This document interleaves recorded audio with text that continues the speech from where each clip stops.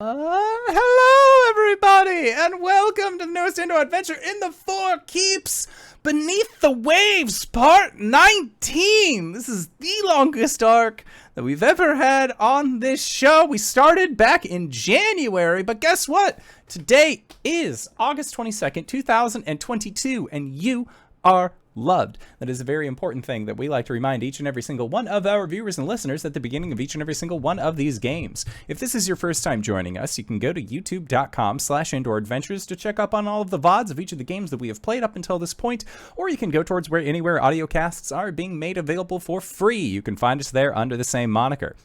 And speaking of things that are being made available for free, if you go to patreon.com/indooradventures, you can check up on our after show called Nights in the Courtyard, where we answer questions not only from each other, but also from the community. So if you have any questions for myself or any of these other fine folk, feel free to again join us at patreon.com/indooradventures. But let's say that you already support us on Patreon, you already support us on YouTube and Twitch and all of those other wonderful places, and you're trying to think to yourself, where can I go to help support this fantastic show even more? Guess what, Acorns? We got your back. Quite literally, in fact, because if you go to indooradventure.redbubble.com, we got t-shirts, we got posters, we got mugs, we got crop tops, throw pillows, shower curtains, aprons, clocks, posters, and we also have Tia masks. That's right, we got face masks with the Tiamat upon them, designed by our very own Cyberwolf1201, where all of the proceeds of our merch is currently going to help support Doctors Without Borders. So if you would like to help support a good cause, you can again go to indooradventure.redbubble.com. That is indooradventure, no S at the end, .redbubble.com. But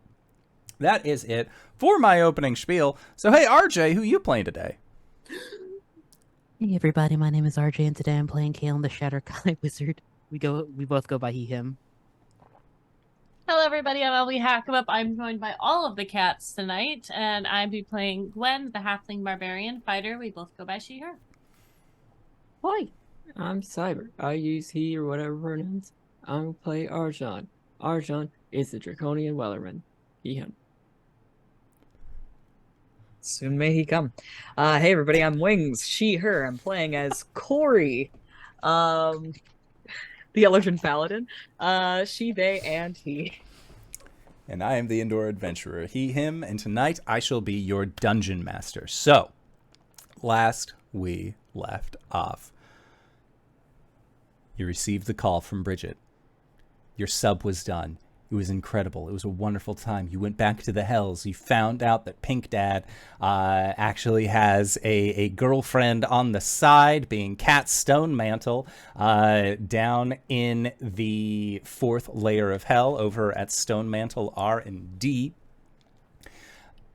You acquired your submarine.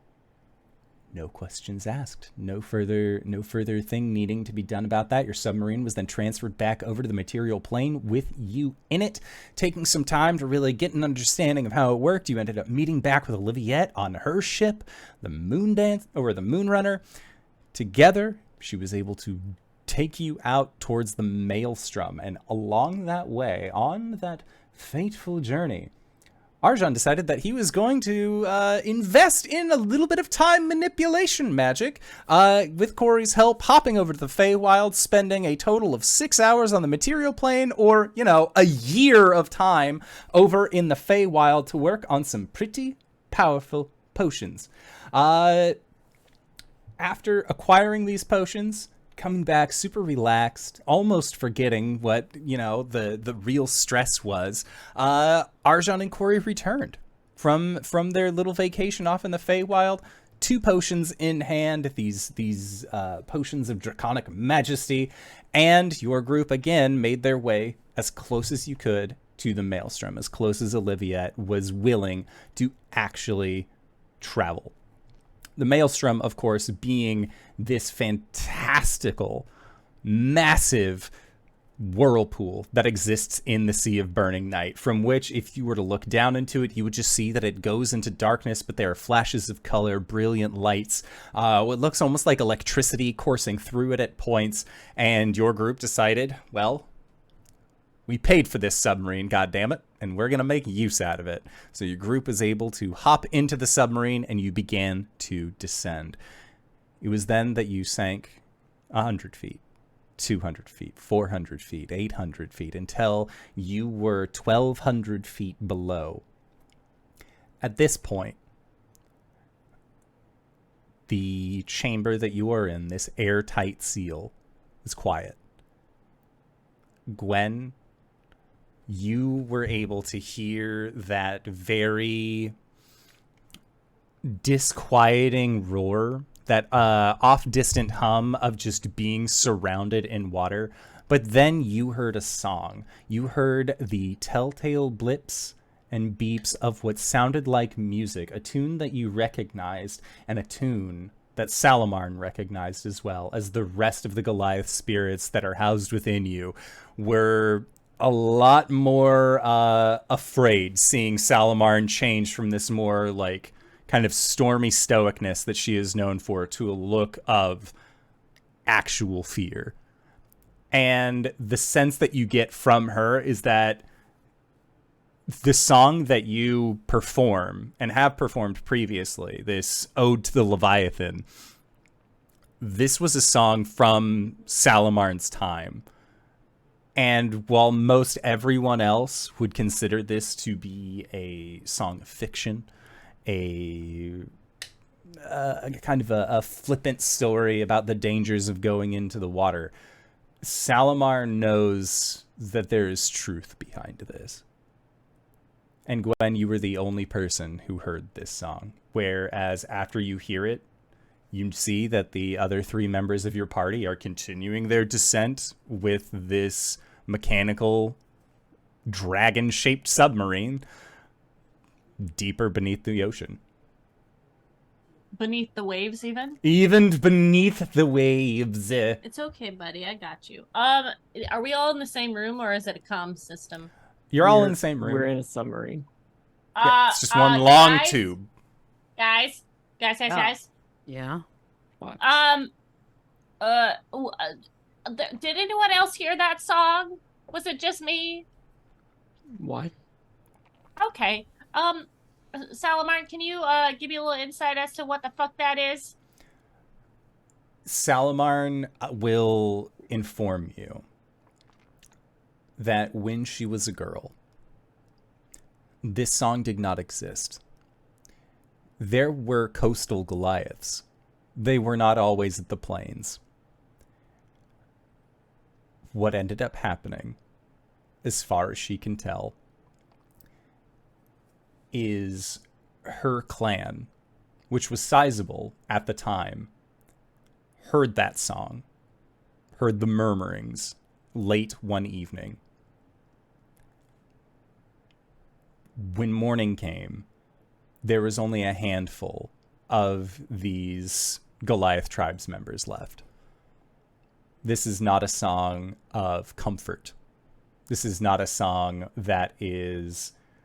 There are those in Goliath culture who attribute this song for the Leviathan, to mean Talos's will, as Talos is the Lord of Storms. And clearly, it was something that, like, it must have been a storm that took Salamarn's people from her. What she remembers is seeing long, writhing silhouettes under the moon, ships going down, and people going missing. If I say the word Leviathan, does that mean anything to any of you? Big sea creature. Yeah, I But it's heard. not very specific. Yeah, I'm seeing a lot of tentacles and big old ships going into the depths. A storm that takes out a whole tribe. Thanks for that visual. I'm a little concerned. Is this a problem that we might face? History check? Can I pull the levers to open up the shutters? Yeah. I can see. Yeah, definitely I open up. assume we can already. Yeah. There are We're viewports here. navigating. Yeah. Okay, so Caelum, you wanted to do a history check to see if this rings any bells? Could I also confer with Hiram to see if they have any knowledge on it? Yeah. Yeah, Hiram he will explain, and this is something that he has confirmed before, is that he never saw what it is that the smaller creatures described as that which hungers. Also, this is probably before the city sunk. Got it. Yep. 28 for the history. A 28 with the history. You know that there are a variety of things that could go by the name Leviathan here in the Sea of Burning Night. There are powerful elementals that are just strictly called Leviathan, and they're almost like a form of water that takes the form of a dragon or some kind of long sea serpent. The existence of dragons, as well as your research notes, you do know that there are such things as dragon turtles. Whether or not they still exist is remains to be seen, but that doesn't sound tentacle related. You're guessing that this is some sort of giant super squid? I'd like to use primeval awareness. Okay. I would like to know if within 1 mile, I think it's 1 mile. Is it 1 mile? Within some distance, if there are, 1 mile, aberrations, celestials, dragons, elementals, fae, fiends, or undead. Okay, and it just tells you if there are. It doesn't tell you how many, how close, that kind of thing. That is correct. Okay, there is a strong sense of aberration. There's something alien here. Great. I guess the only thing I could... Sorry, go ahead. Oh, what tentacly sea creature would bring alien? I mean... aboleths, but they don't get that big, do they?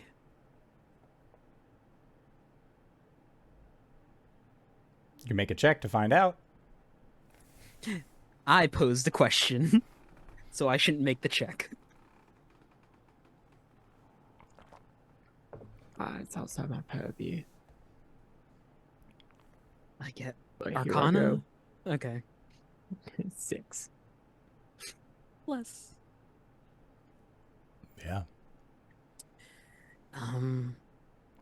Approximating scale of what you described, the only thing I could really think of is like a kraken. But I doubt something like that would live in a ever-consuming maelstrom. Or they could live in the eye.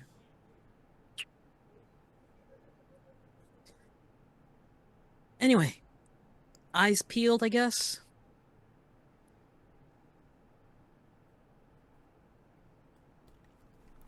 Good talk.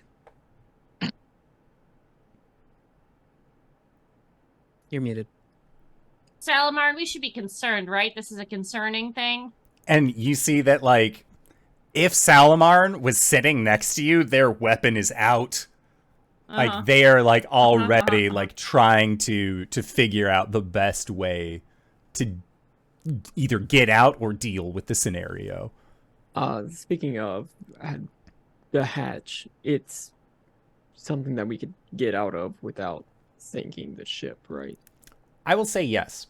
This was intended to be built as a submarine. It has an airlock. Yeah. So I would say that you'd be able to exit. Okay. So. I guess we're continuing, but being on the lookout and being very aware of the weapons that the apparatus can use. Okay. Sounds good. So, you descend further down, and you travel towards where you believe that the base of this maelstrom would be.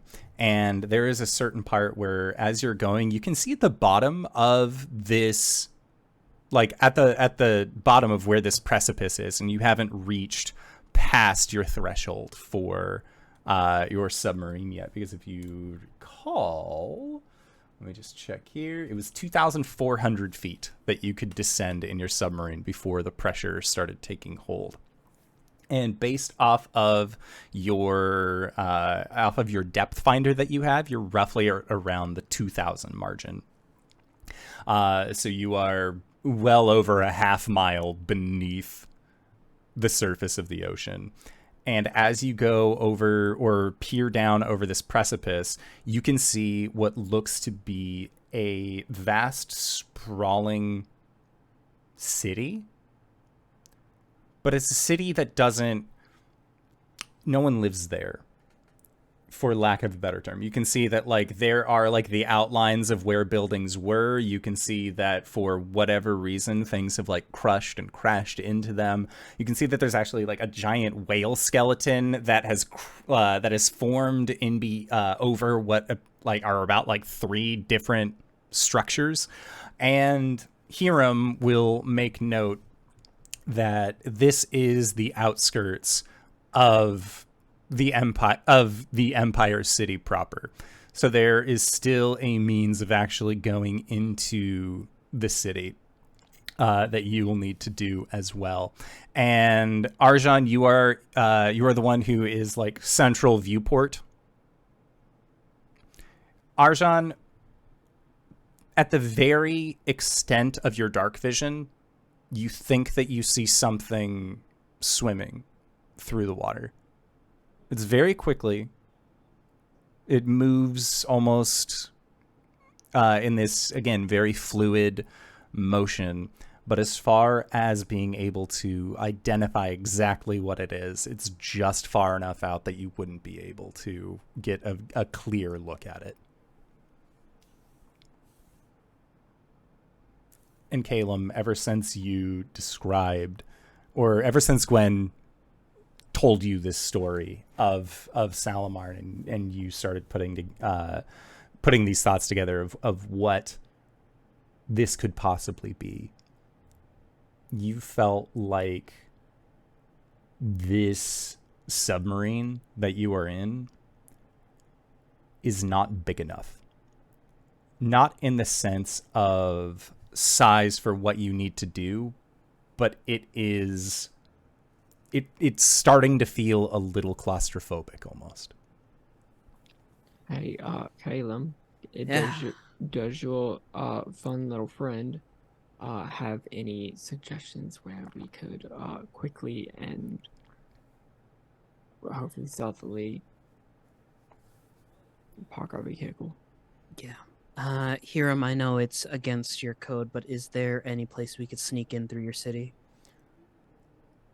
And there is a pause, and Hiram says,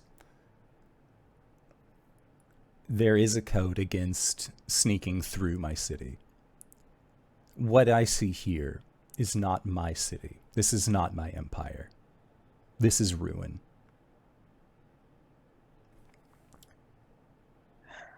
From where I am, from my recollection. And he will describe a place as an old barracks that is maybe about another 10 minutes travel time away from where you are, if you wanted to exit the submarine. Caelum will point in the direction and tell Arjhan about 10 minutes dive that way. There should be a barracks. Is that a distance through the city, or? It is deeper into the city, yes. Is there anything like on the edge that we can get into that the ship can crawl through? I want us to find an air pocket that we can like get the ship into. Got you. So as far as air pockets go, make a nature or survival check to try and track one of those down. 22. 22. Okay. So yeah, going in the like if this was, say, Horizon Forbidden West, I want to find like the wreckage of the buildings that is like piled on top of each other. Yeah. That has like some air bubbles coming up that we can like.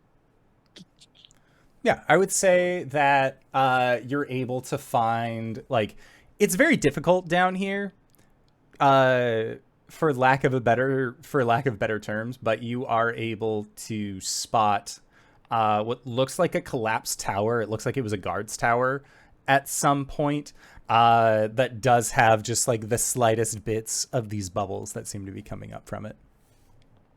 And so you're able to maneuver you're able to move this apparatus towards that area. And again, within about 5 minutes between the 5 of you, you are able to at least set up to have a launching point, for lack of better term.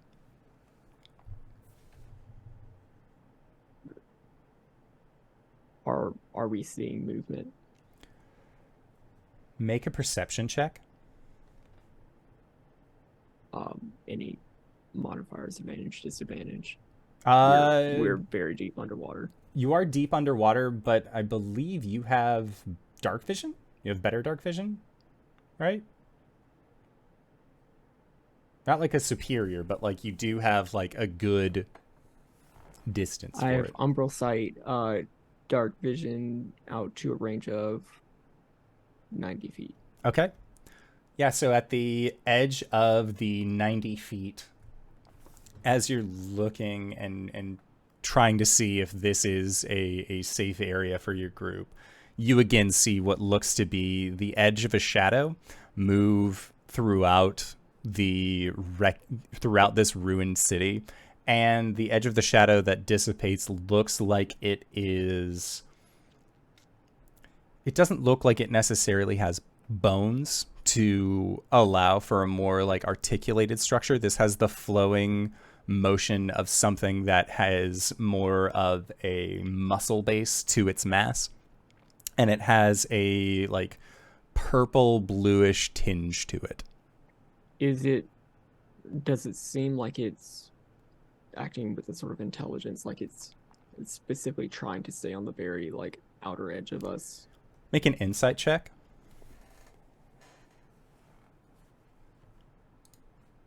10. A 10.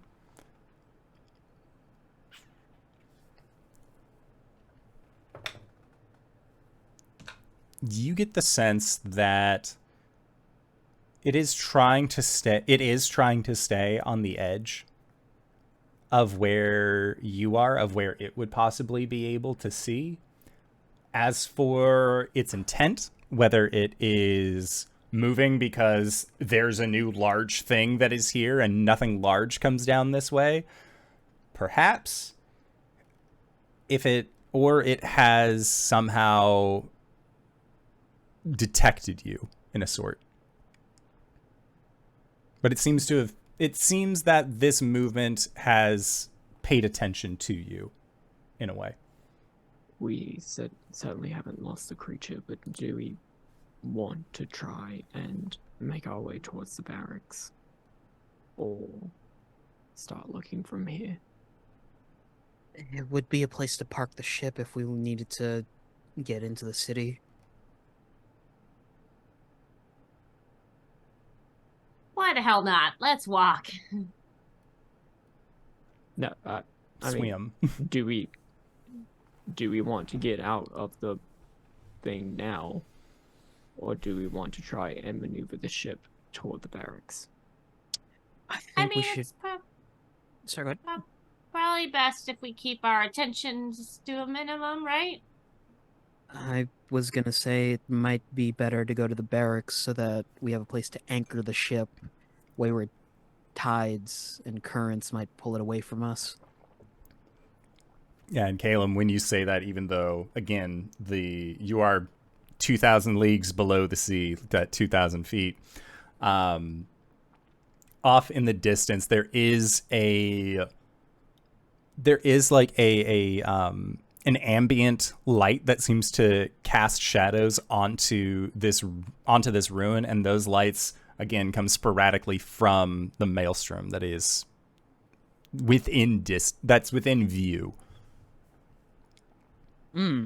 Hate that. To the barracks. Okay.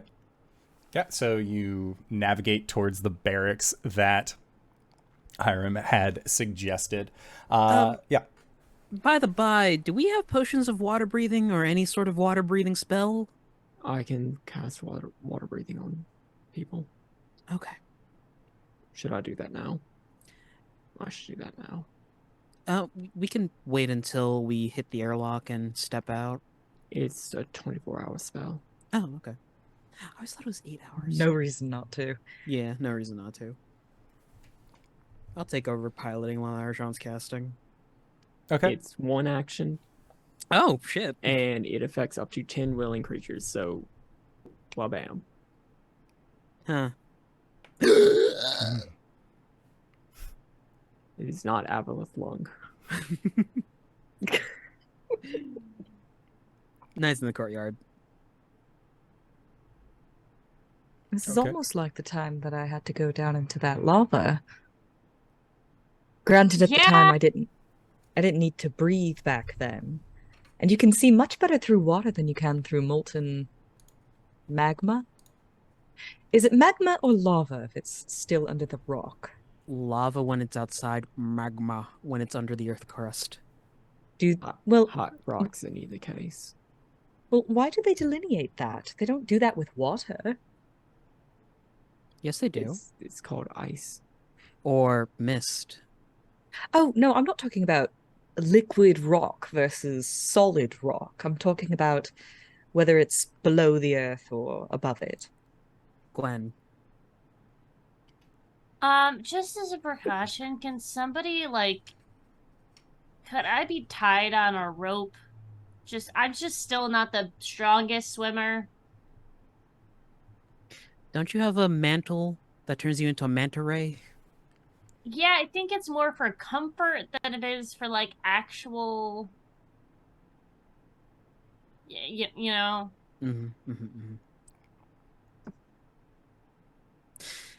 That'd be better for me. If it makes you more comfortable, we can put you on a tether.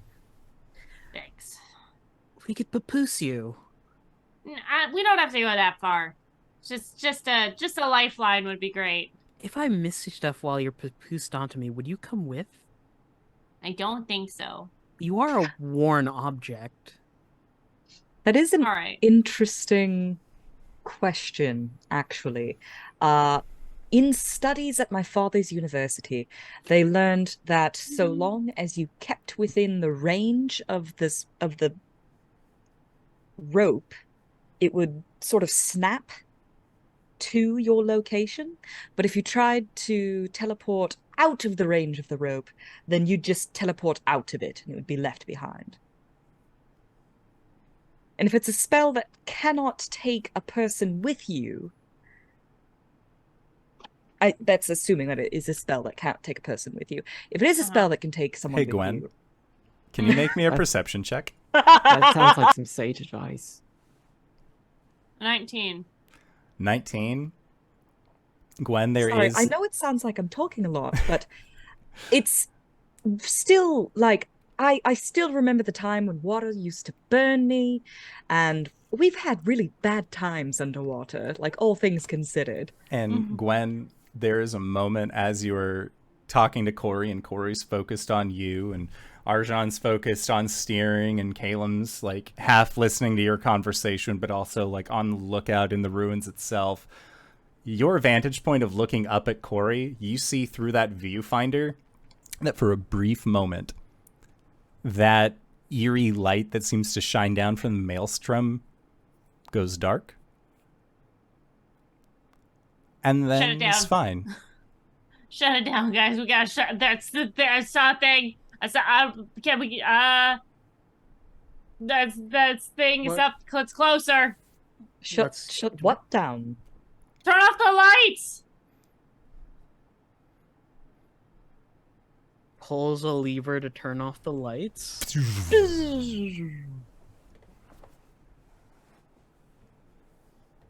Great. Everyone be quiet. There is just that gentle roar of being underneath water. Alright, let's get this done as quickly as we fucking can, okay? I don't want to be down here any longer than I have to be. I want to leave now, okay? That's what we're trying to do. Let's go. That's what I'm doing. Lights Never stopped. on. No. Lights off. I could cast animate object on the submarine and give it blind sight. Please don't. Please don't do that. Please don't do that. That sounds terrible. That sounds terrifying. We are in its stomach. Technically, we're in its brain. The stomach would be the gas compartment. Gwen starts, like, rocking, like, looking out the window. Caelum walks up to Gwen and just cups both of her cheeks in either hand. And the butt is the airlock. To be That makes me fair, it feel was better, almost that a bit doesn't- more comforting to not actually be able to see in front of me. And Cori, as you Pulls say down that, my goggles. as you say that, you start noticing that as you get closer towards where this barracks is, that there are more of these destroyed buildings, but when you are looking at them, you can see that these buildings have been demolished by what look like to be halves of ships and pieces and bits of actual naval craft that have gone down near the maelstrom, that have been since pulled down and then brought to the bottom of where the Caelum Empire is. Looking at these as well, the thing to note is that there are ships from throughout the ages. There are ones that Caelum, you would recognize, like Gwen, you actually recognize the markings of one of the crafts here as one of the ships that was in Shroudport during your extended stay, like as before you ended up meeting with the Four Keeps. Like, you had served drinks to the people that went down on that ship. You effectively knew those people. But then as you continue to look out as more of the ships, there is a certain point where their age does not belay the mechanical prowess that was used on these ships. You see ships that look like they have like a metal rung along the bottom, and they seem a lot longer than a normal ship would, and they only have one sail, but of course there's no fabric or anything like that that could have possibly survived this far down, but it doesn't look like any ship that you've seen. Likewise, also at the bottom that has kind of crashed down here is what looks to be like a giant shell, like some sort of like slug or snail, like some sort of like pseudopod called this shell home at one point. But there is just like destruction where its body would have been. But you're guessing that fish and local wildlife have feasted on this enough that whatever was there is there no longer. Can we do something to make us invisible in this fucking thing? No. No, we can't. Invisibility is a self spell. Gwen's like kind of plastered her face on the viewports, like looking out with her 60-foot dark vision. Huh. Gwen, as you continue to look out with your 60 feet, you see that there is a school of fish that seems to kind of swim by, and you notice that a lot of things, so Caelum has told you, down at a certain layer of the ocean, exhibit properties of bioluminescence, that they have this sort of innate ability that allows them to glow and create light sources. And you are noticing that this school of fish, each fish has this glowing property to it, and it seems to come from like the front end of where these fish would be. It's not covering the entire thing, but it does seem to be apparent on these fish as they sort of swim around. Huh. And Gwen, as you have that realization of, these fish seem to turn, and this school looks at you. Oh, fuck, it's a wild wishy-washy. Caelum? Screaming. Caelum, Yeah. you know those fish you told me about? The ones that have, like, firefly glow butts? The bioluminescent fish that should be at deeper depths of the ocean. Yeah, why? What's up?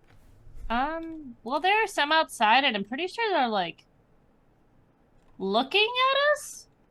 Caelum walks over and rests his head, chin on the top of Gwen's head and looks outside. Oh yeah, look at that. Weird. Weird? Why is everyone so calm in this situation? I'm freaking the fuck out! Because I'd be panicking otherwise, thinking about how we are in a pressurized capsule 2,000 leagues under the sea, and there's a giant fuck-off monster swimming around us. So I'm trying my best to keep calm, Gwen. Gwen goes silent. Eyes just staring 1,000 yards ahead. I don't think you're helping her.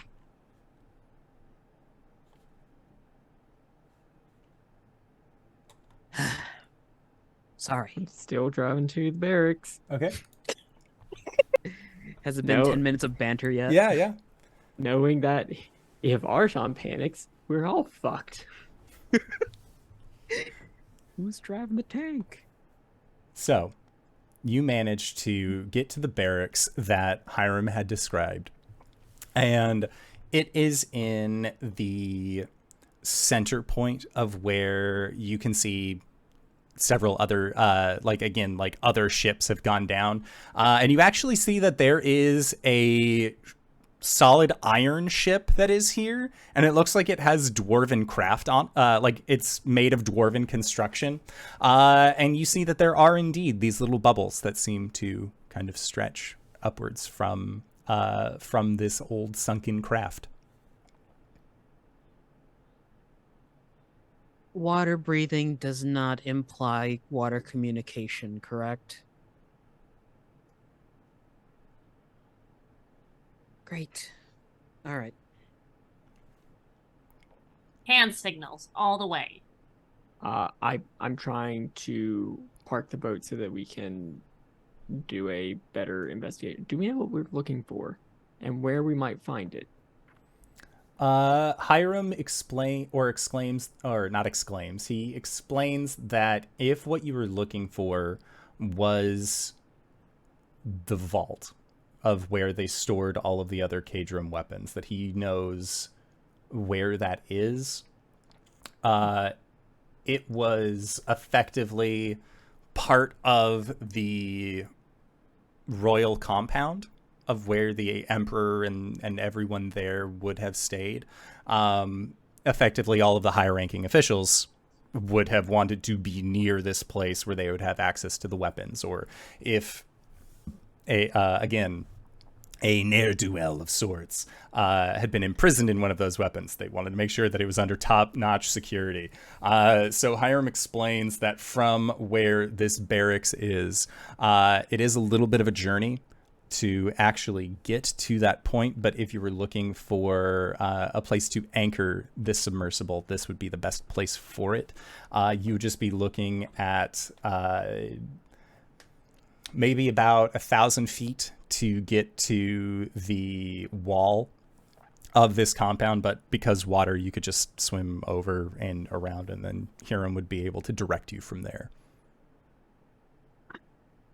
Do we have about 10 minutes of preparation time? Are you asking Hiram or each other?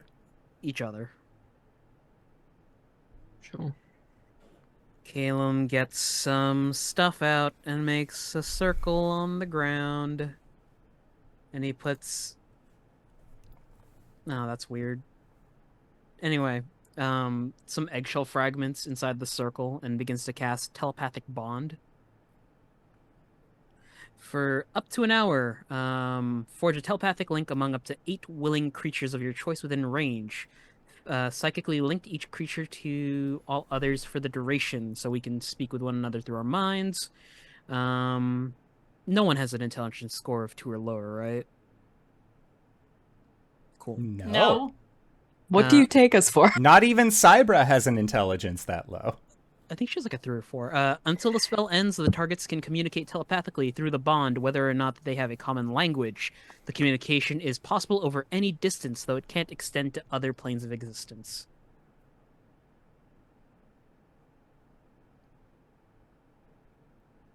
Okay. Let's go. Testing, 1, 2. Oh my god, I have so many voices in my head right now. Yeah, it's much more crowded in here than it usually is. Must be nice. Alright, Goliath gang, we're gonna keep contact to a minimum, okay? And Salamar, you are on deck.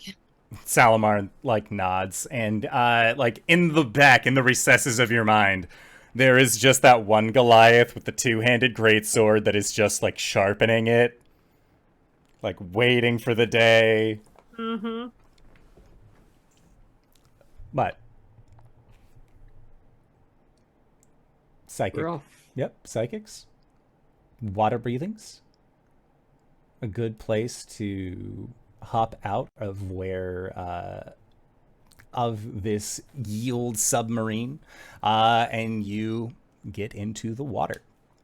At this point, as you exit out, Hiram does his best to again kind of navigate you towards where this compound is. And as you all get close, there is a moment where it looks like there's like silhouettes that are near the gates of the compound. And they seem to, again, move away when you get near. Going, and again, kind of getting closer towards where you are, you can see that there are these ships that are almost like archaic but futuristic at the same time. They're old ships. There is just a lot of stuff that is found its way to the bottom of the ocean in this general vicinity. But the thing that you almost expect to see, but don't really see much of, is wildlife. You see those glowing fish that have kind of come around and taken note of you all. And at this point, you actually see that there are more of these fish. Like, this school has gotten larger and separates itself to kind of just maintain almost a visual contact on the 4 of you. You were muted. What did you say? Pass without trace. Pass without trace? Okay. Sounds good. How is spellcasting gonna work with the vocal components? Well, typically you Well, can that's cast my underwater. I have a gun. Oh, that's right. We have So to be quiet. The thing about spellcasting underwater is you can do it, but you immediately start drowning. But with water breathing, it's fine.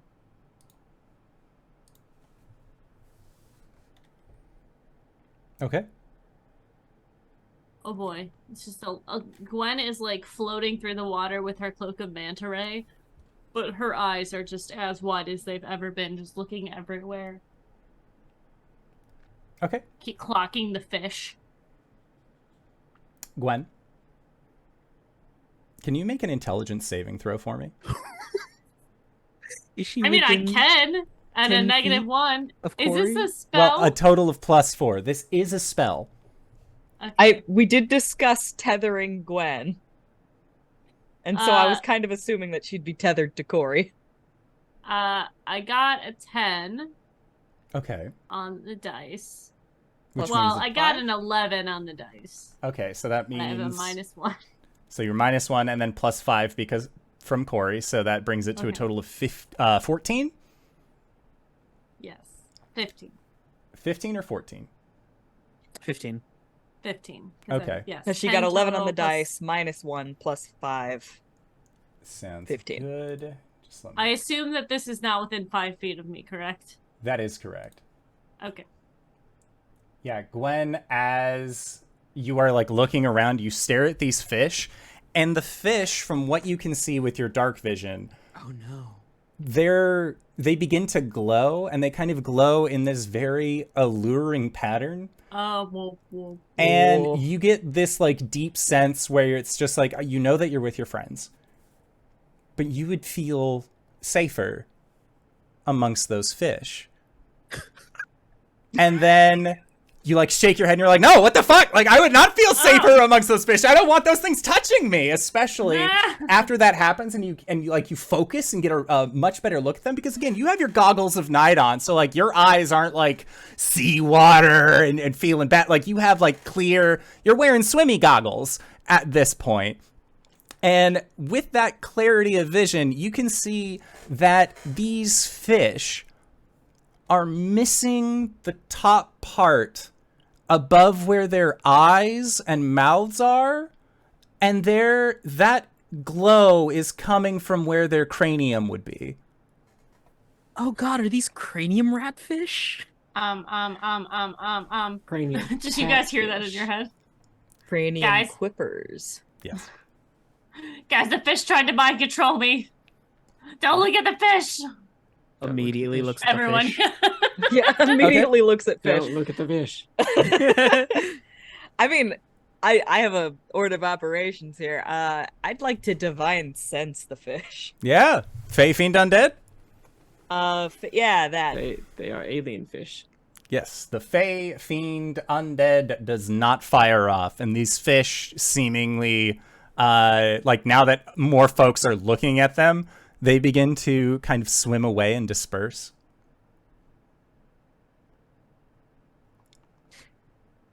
I hate that. And as the four of you look in the direction of where the fish is, there is this moment where things stop casting a shadow under the waves. And then after about 15, 18 seconds, things cast a shadow again. Can I make an Arcana check? Sure. What Not kind of looking, phenomena not is this? perceiving blinders. I have a goal.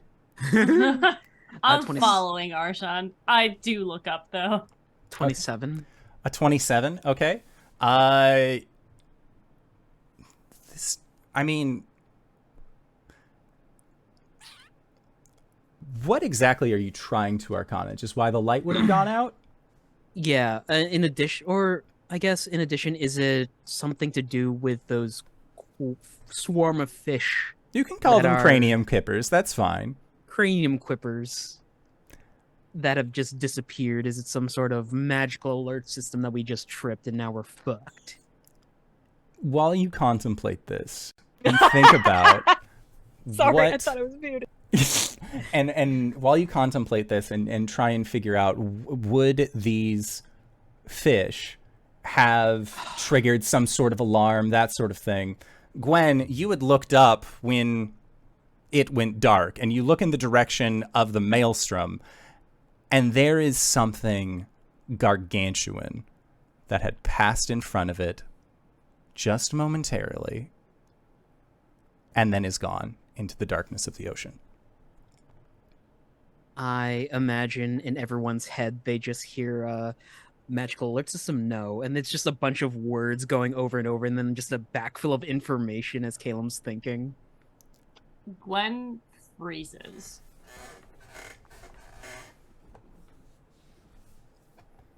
And doesn't say anything. She's just staring into the darkness. No. Yoink, yoink.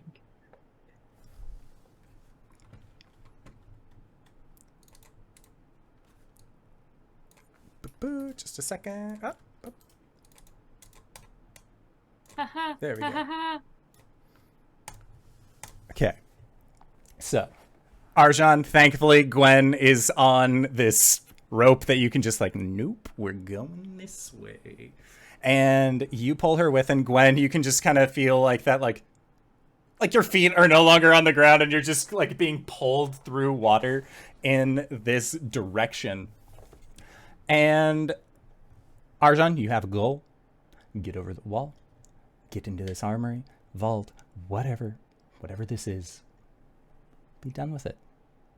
Say fuck it, use magic, go back to the thing, get out of here. That's the plan. That's the good plan. Everyone else is so occupied thinking about these other things that Arjhan, you actually can see that once you get to this wall and have a good sense of where you're looking, that inside of this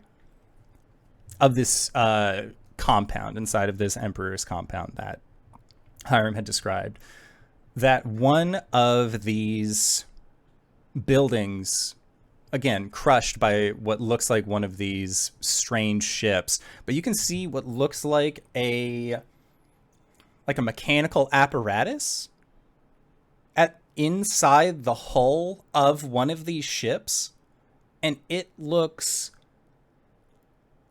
vastly different than anything that you've ever seen. This looks like... You can make a history check for me if you want.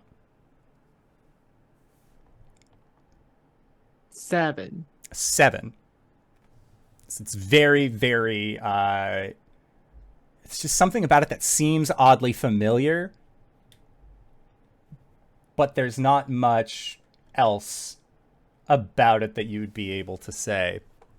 And as you kind of float down and sink down to get more leveled with where you believe the direction of this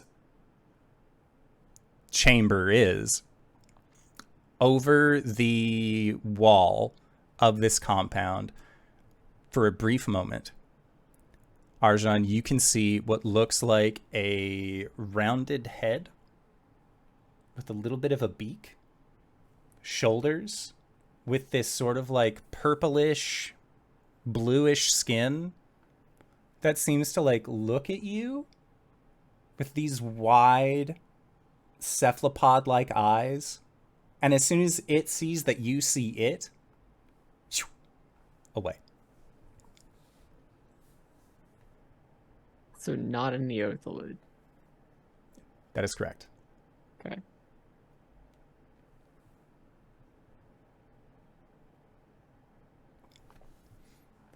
All right. Well, it has certainly noticed me. So what? Vault.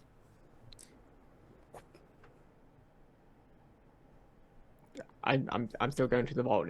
Do I need to do anything? Can I get in? So you are inside this compound, and Befriend and enter. So it is a matter of going through these buildings to approach it. And it is, from what Hiram described, is that it is inside one, like it was in the grandest of holding facilities that was built into the side of a cave wall to again provide this sort of like maximum security. And as you get close, you can see that the building that Hiram described, also there is what looks like one of those giant shells that had crushed onto it, and about a third or a quarter of the building itself has just been broken and left to ruin. But you are able to you're able to approach it and kind of swim into this building. And as you do, a lot of you can see that, like, from these more derelict looking buildings, you see those kind of glowing fish that begin to kind of pour out and gently, almost lazily follow you with a sense of curiosity. And you get the sense that inside of these buildings, there are things that exist in this city that have taken notice of you and have not let you out of their sight since you arrived.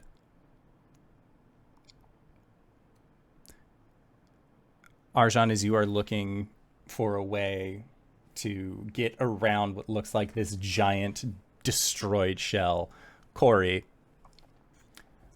at the inside of one of these buildings, you see one of these forms, this kind of silhouette, and it looks like almost someone wearing a dress, in that it is humanoid face. Like, not face necessarily, but like the silhouette of where a head should be, shoulders, arms, and then it kind of bows out towards the bottom. Can you make an intelligence save for me? Would love to.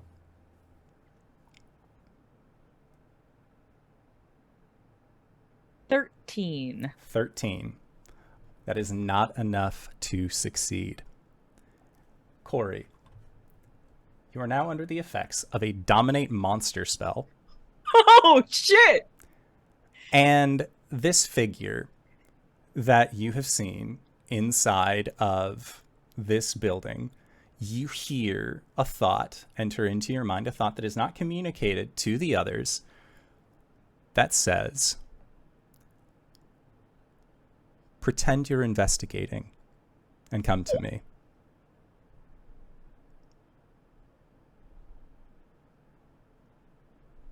Okay.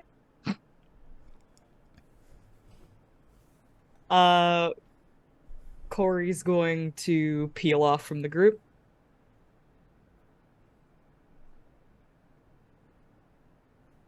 Ori? Sorry, I Yeah. saw something. I don't think we should be splitting up right now. It's fine. You'll be back soon. It's fine, I'll be back soon. Who are you taking with you? Caelum. Yeah. Caelum. Yes. Go, Yes. go with her. Historically, this is a bad idea. You're right. Arjhan. Fuck. I'll go with Oh. Cori. Okay. Oh no, they're elfing off. Alright. Gwen's kind of just holding the rope at this point and is like just letting herself be dragged along. Also, Caelum, what's in the spell storing ring? Animate object. At 5th level. Great. Okay. So, Cori, Caelum is coming with you. And as you approach and kind of poke your head into the building, you can see that it is dark. You cannot see into this you can see into the building, but that woman wearing that dress is no longer amongst you. And as you kind of look, there is a quiet, and it says to you, I guess there was nothing there. I guess there was nothing there. All right. You might have saw one of those fish. Oh, I've been meaning to talk to those, actually. You can talk to them. Oh, right. Speak with animal. Mm-hmm. I don't think they'd understand blub blub. You can't really. Caelum opens his mouth and there's like an air bubble of water that appears. Cori, you are still in summer form. Yes. You can speak Aquan. Oh. Oh, primordial. Okay. Weird. Come on, let's regroup with everyone else. Good And idea. Cori, as you say this, and the two of you walk off. Let me just check here real quick. Caelum, make an intelligence saving throw. You hear the voice once again say, "Act natural."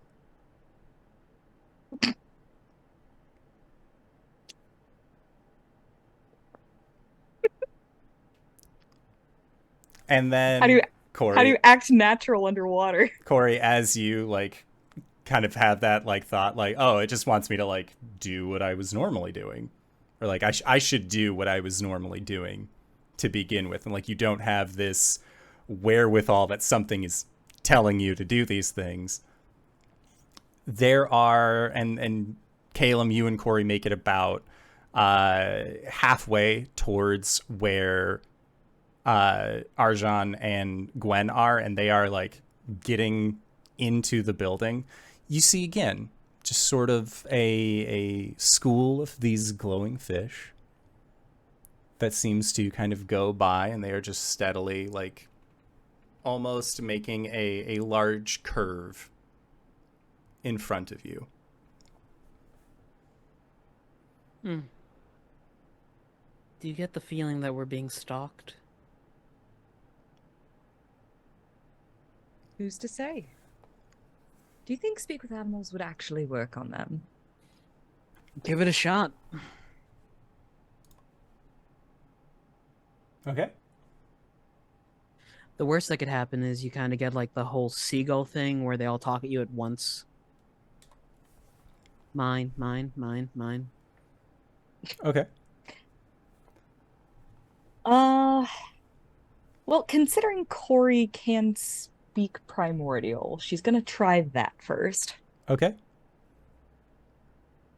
And the Aquaman thing. And Cori, as you are communicating with these fish, you hear that same voice again. Do not be alarmed. Do not alert your friends. And Caelum, you see Cori is in the process of speaking to these fish. Arjhan, you and Gwen are like over the barrier now. And you hear like this like dolphin-y, like like echoing through. Like it sounds a lot better in the water. We're all just gonna like make a statement of that. And you kind of look back to see what this audio is coming from, and you see Cori making these noises, and you see Caelum looking at Cori, and there is a swift shadow that appears behind Caelum. I'm getting yoinked. It was always going to be you, Caelum. Guys? That is a 23 to hit on a surprise attack. Meow. Shield is 5. 20, no, that's not gonna. Yeah, that hits. Okay. So, Caelum, you are standing next to Cori, and Cori is making these notes, and you feel muscular tendrils wrap around your midsection, wrap around your upper arms, that keeps them against your sides. And then there is just one of these tendrils that wraps around where your mouth is. As you have been grappled. Now, you can feel that poison from these suckers beginning to set in. And as they do... I'm sorry, what? Caelum's screaming in his mind. He doesn't need his mouth to speak telepathically. So, Caelum, you're going to be taking 6 points of psychic damage. Yay. And you are considered grappled. Yay. Can you make me an intelligence saving throw? This will not get the benefit of the +5 from Cori. Because she's not an ally. It don't matter. I've got a +11, 27. Okay. Caelum, there is this poison that begins to seep through your veins, And as you look up to the body of this creature that has wrapped around you, you can see that it has a human-like torso. From the waist up, where its waist down is, you can see that there are these 8 long tendrils, as it has more of like a octopus-like bottom, and its face has these 2 large eyes and a beak. And as the poison begins to rifle through you, the eyes begin to glow as well. Arjhan, you see this. Gwen, you see this. And Cori, from where you're standing, does not see what is currently unfolding directly beside her. It's the fucking beholder again. And as this happens, that is where we are going to go into our break for the evening. We're going to try and be back in 5 to 10 minutes. Don't go no place unless it's to grab a food, grab a drink, grab a friend, or possibly go to indooradventure.redbubble.com. Pick yourself up something nice, and we'll see you guys shortly. All right, everybody. See you soon! We're back! Hello, everybody. Simon! Yes? So, this is a kind of reminder to everyone, if you have the availability to, go see a doctor. Get your checkup once every year so that you can find out if anything's wrong with you. For those of you with an apple addiction, you're shit out of luck. Because an apple a day keeps the doctor away. Well, it's because they hunt you down after a certain time period, and the only way to keep, it's like masking your scent. It's like covering yourself in blood so werewolves can't find you. Is that what that is? Yeah! I just huck an apple at my doctor every time they approach. Oh, as hard as you can. Yeah, if you see him off hours, that's fair game. Guys, seek professional help if you need it, please. What? What? I'm just saying. As a side note, please do not assault your doctor. I don't know who would have taken that seriously. However, full disclaimer. They're medical professionals. Yeah, do not assault. Consult, not assault. Very different. They sound similar, but very different. So, y'all, Caelum, you have just been grappled by what you can only assume is some sort of sentient half octopus creature that currently has you grappled. With that, Caelum I would like for everyone to roll initiative. Caelum comes to the realization that his life is just a series of hugs he didn't want. I rolled a 1. Okay, which means that your initiative is what? Wait, you rolled a 1. Gwen. Hi. Bountiful luck, baby. Okay. 27. Okay, 27. I got 19. Okay, 19. I also got a 19. Wow. Good job, guys. 16 Oh, for I'm sorry. Caelum. I got a 15. I'm a dumbass. This is the highest y'all have rolled an initiative in a long time. I'm We proud. were on edge and ready. Caelum is tired of this shit. Okay, so that was the surprise round. Arjhan, you are seeing this strange octopod-like creature that is currently trying to assault your good friend Caelum, and Cori doesn't seem bothered by it at all. She's talking to fish. What was my progress on the vault? You were still in the long hallway that actually led to where the vault would be. Do I know what needs to be looked for? You do not. You know that there's something down here that would be able to help you out. And I would say based off of what Hiram had described, you are looking for easiest way to describe this is going to be the most elegant, beautiful looking sword that the Cadrum had to offer. Hiram was not able to actually see it, but as far as what the standard swords looked like for the Cadrum, it would be like a Khopesh, essentially. Well, if I know anybody who knows a shit ton about very ornate and ostentatious weapons, it's myself. It's true. So I'm gonna summon the Blood Lord and get him. I'm going to give him. Like the description of what you're looking for. I'm gonna send him into the vault and tell him to find like the most like beautiful weapons because he knows what we need it for. Okay. Yeah. Yeah. So He has the swim speed. He do. So that's no worries on there. I would say also, like, as a spirit, he doesn't need to breathe, so we don't have to get that into the mix as well. He's a black dragon. Yeah. He can breathe water.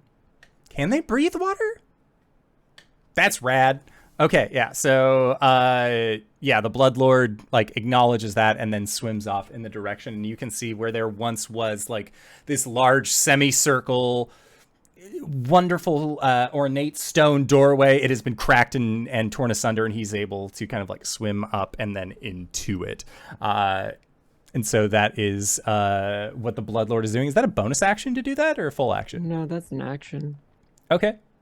Sounds good. Got a bonus action or anything else that you'd like to do?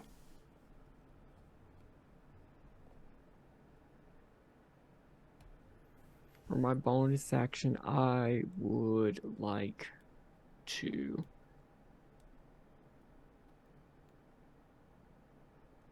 grammatically infuse my crossbow with cold. Okay. And start swimming toward the big boy. Towards the Blood Lord? No. Toward Caelum. Okay, got it. So then next up is the creature that is on Caelum.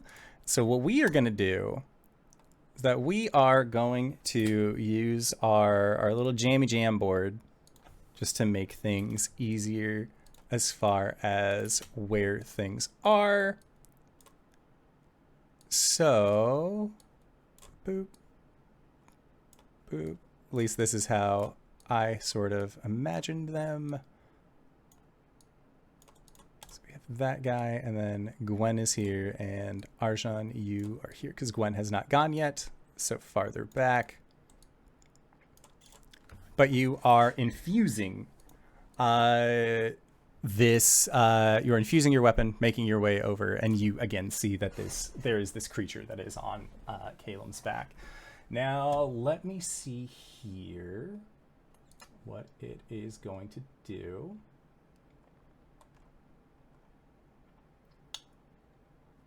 So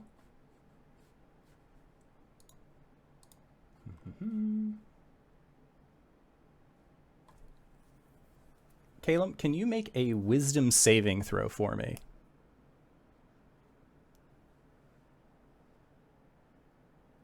These are all my best saves. Okay. Thankfully. 20? Okay, a 20. So Caelum, as this thing has its tentacles onto you, and it is trying its hardest to like effectively utilize its intellect upon you, you hear Hiram tell you this is how it starts. And Caelum, you can feel that there is like a seeping feeling at the base of your spine, like something is being attempted to be removed from your memories, not necessarily from your brain itself, but sort of like that makeup that you have as a person, like what makes you who you are.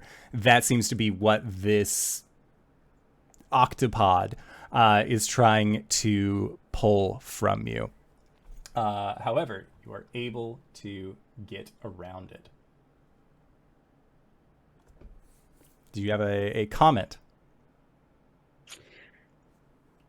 Oh, man. I was wondering if I could do something with Arcana to try to divert that drain to something else. Not with this ability. Cool. And let's see here, just to make sure. Ooh-boo-boo.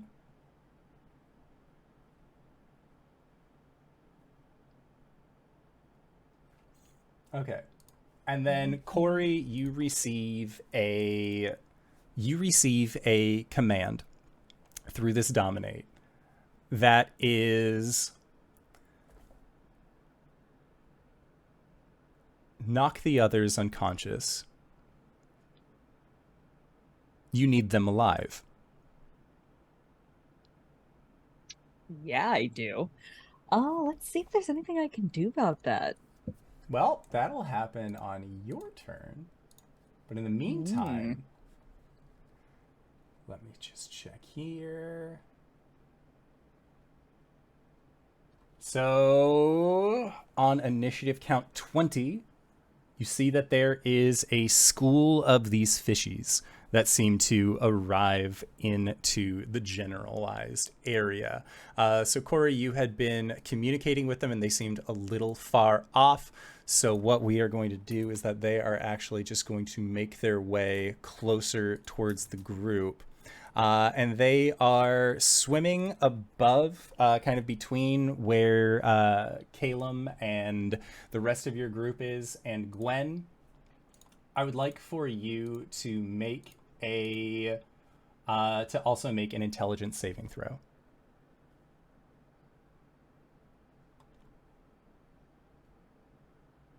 Has a I'm not, nope, 13. 13 total. is exactly what you needed. Is once again the glow from these slight fishies try and get at you.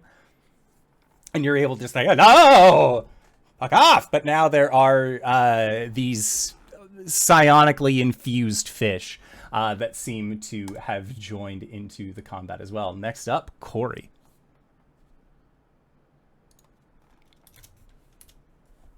I got a question. Yeah.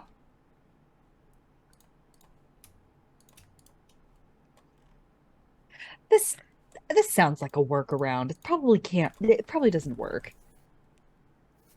Because like, I don't know why anybody wouldn't have done it before. You can't use command to command somebody to fall asleep, can you? They try to for like 6 seconds. Have you? Well, I can't fall asleep on command in 6 seconds. RJ can. I can. Caelum can't. He's immune to that sort of thing. I would say if you're like magically under the suggestion, like fall asleep, there would have to be some other force in it, mostly because like a sleep spell, for example, that's like the instant one. That makes more sense. All right. It's just checking. On account of the fact. All right. Well, let me just look at the jam board. Caelum's the one that's closest to me. That is correct. Yeah, he's within 5 feet. He was right there. Do I get the idea that this guy wants me to knock him out? You can either knock out Caelum or your other friends. Yeah, Caelum's the one that's right there. Fuck it. Cori's gonna turn around and try and bash him on the head with the pommel of her sword. Okay. I do so at disadvantage because this is a long sword underwater. 24 to hit.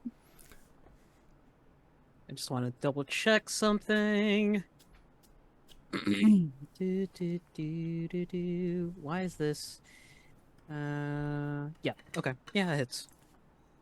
All right. 13 slashing damage and 6 radiant damage. Cori, what the hell? And one ally within 30 feet gains 18 temporary hit points. Hooray!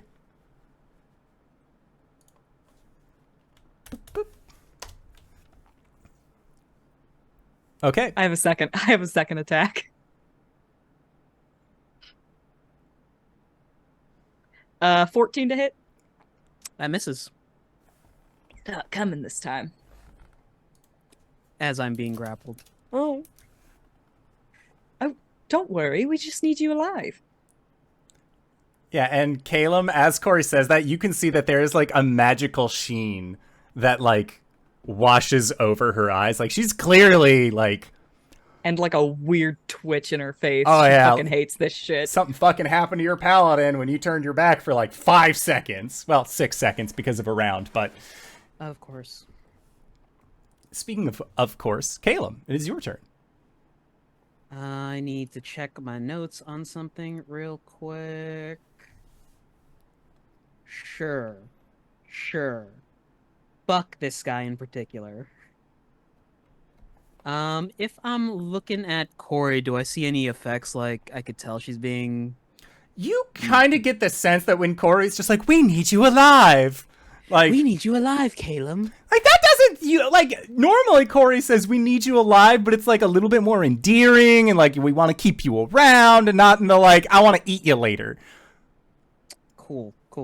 I'm going to bonus teleport away using Blessing of the Raven Queen Okay. towards Arjhan and Gwen. Alrighty. And then I'm going to do a callback, point a finger at... I shall swim away a bit more, get out of range of any counter spells. But point a finger at this tentacle person and cast Array of Ravens at 7th level. Okay.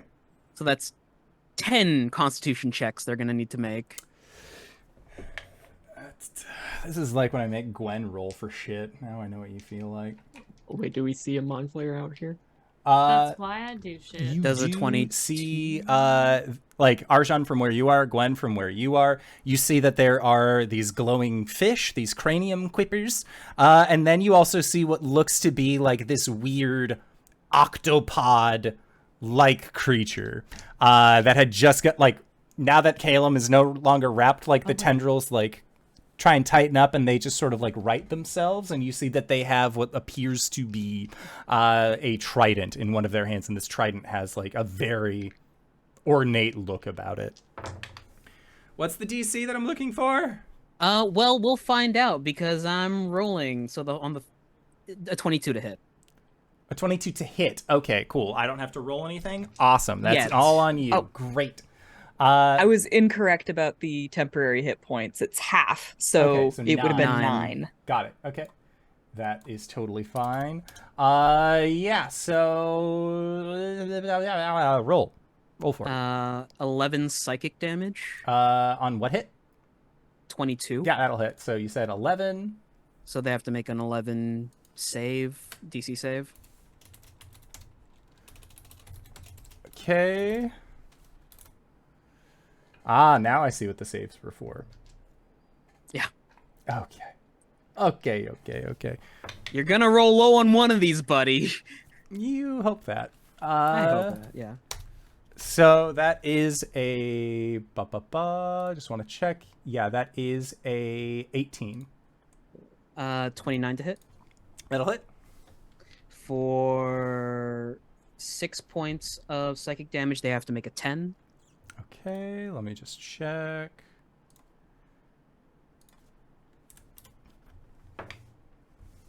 They fail. Cool, here comes the rest of them. Yep. 23 to hit. Should hit if the 22 hits. Yes. For 10 points of psychic damage. Natural 20.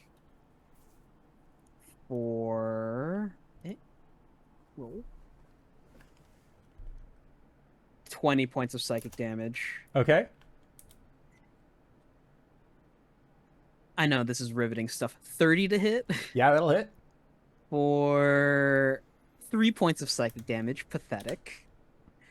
Does a 22 to hit. For 2 points of psychic damage. 27 is gonna hit for 8 points of psychic damage. 26 to hit for 10 points of psychic damage. Last one. I apologize. 29 to hit for 12 points of psychic damage. Okay. So yeah, Caelum, you teleport away.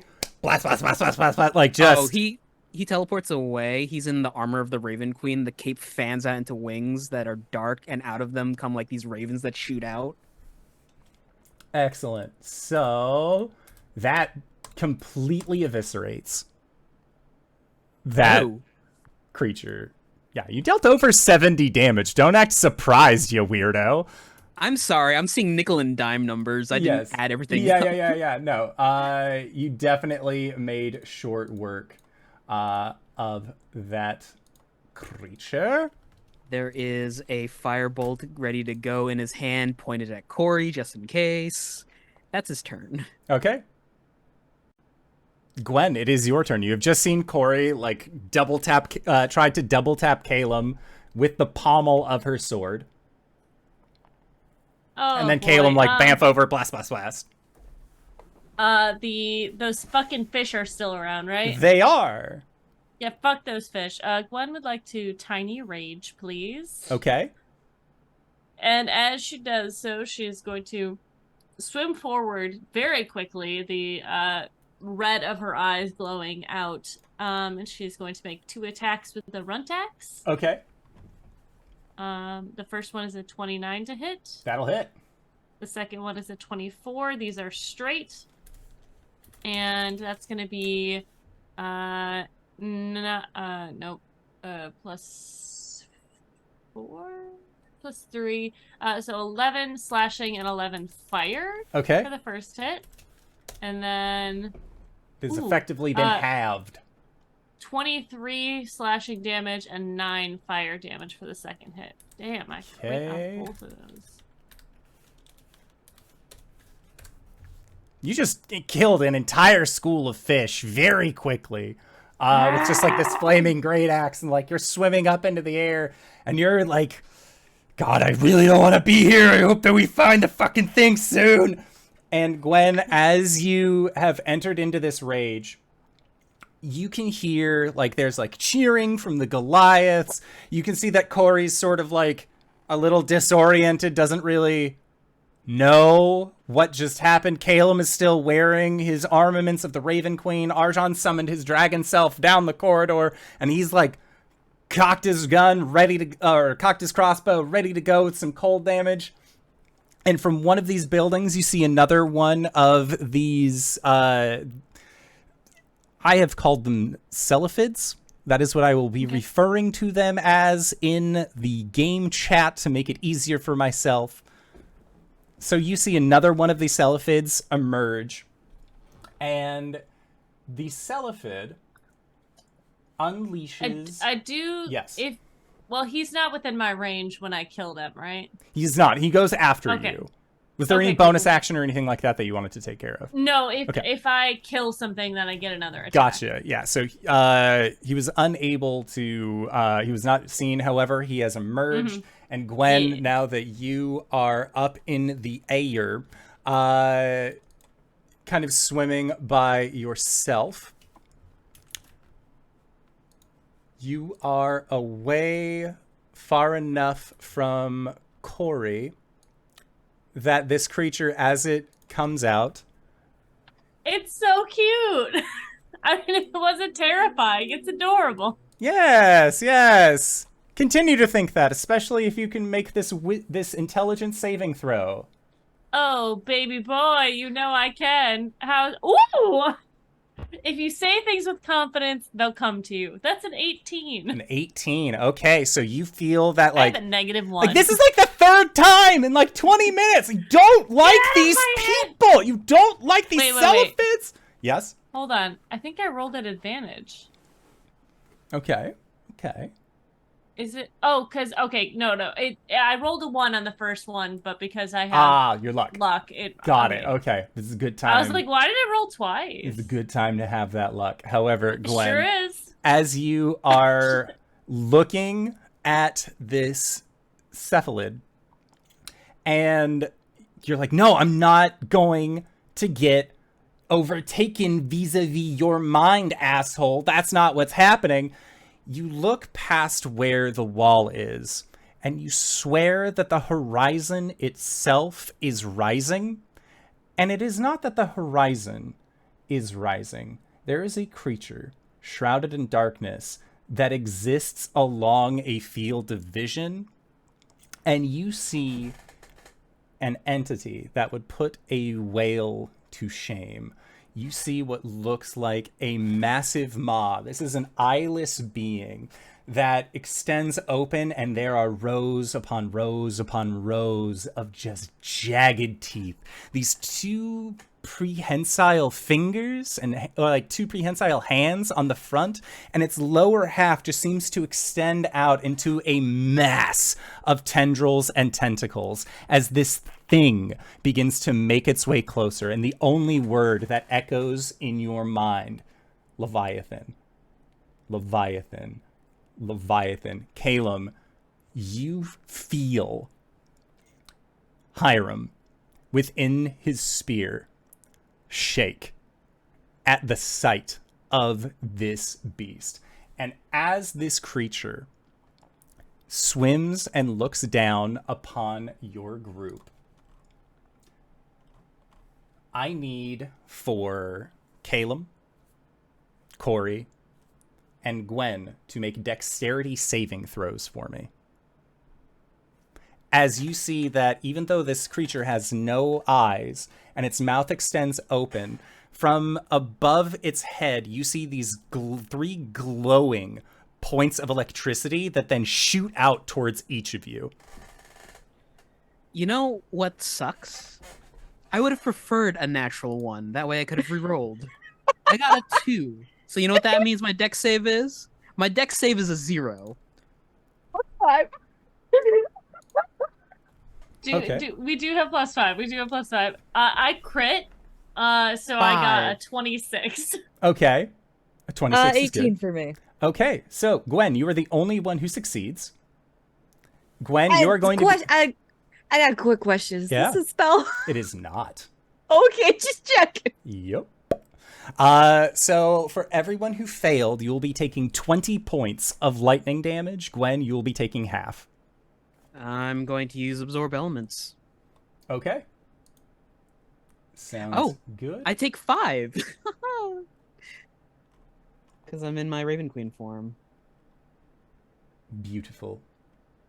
Absolutely fantastic. So, this creature has arrived onto the scene. And as it does, Gwen, you hear Salamarn horrifiedly whisper, Scarlazan. Whoa, Black Betty, Scarlazan. Oh, I'm not muted. You see that there is this eyeless beast that has emerged onto the scene. And I am going to add that to the board as well.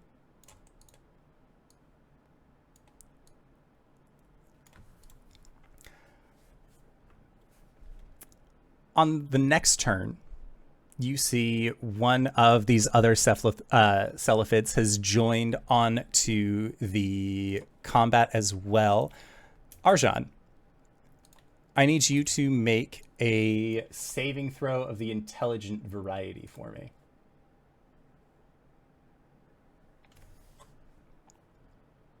Do I get any bonuses?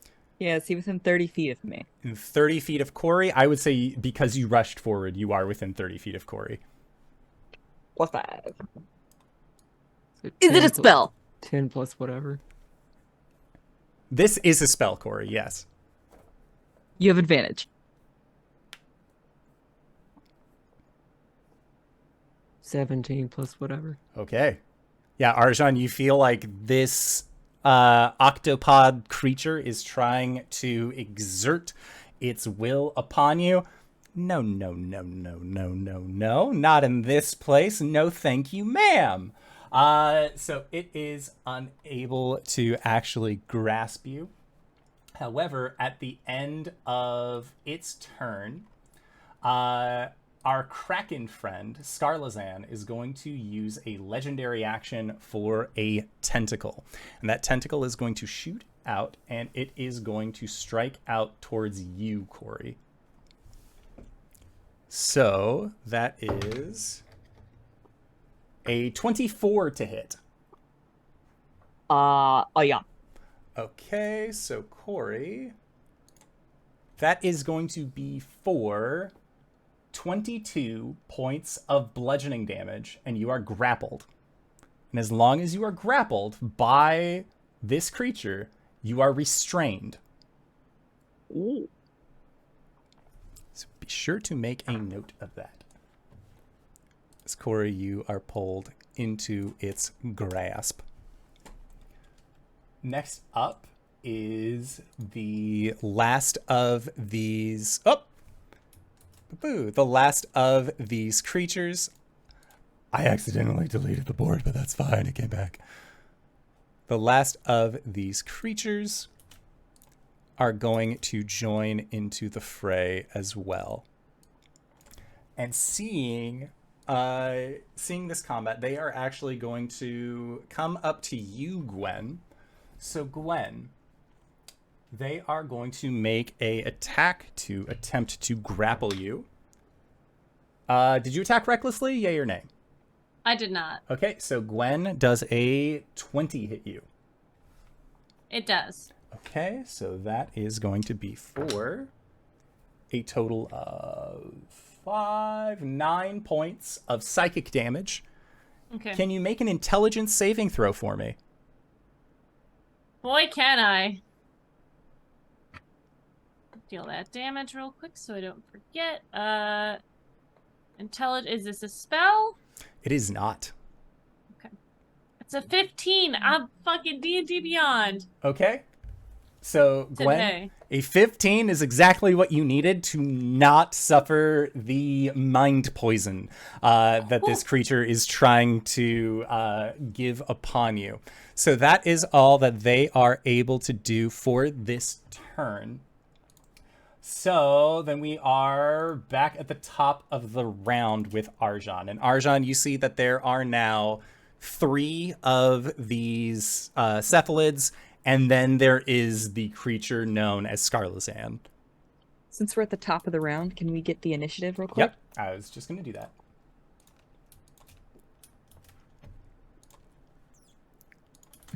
Mind poison? Do you mean social media? You see the image appear of a blue bird on a white background, and you feel the need to look at it all the time. How is the Bloodlord doing? The Bloodlord, make an investigation check for the Bloodlord. How smart is he? I should have stats.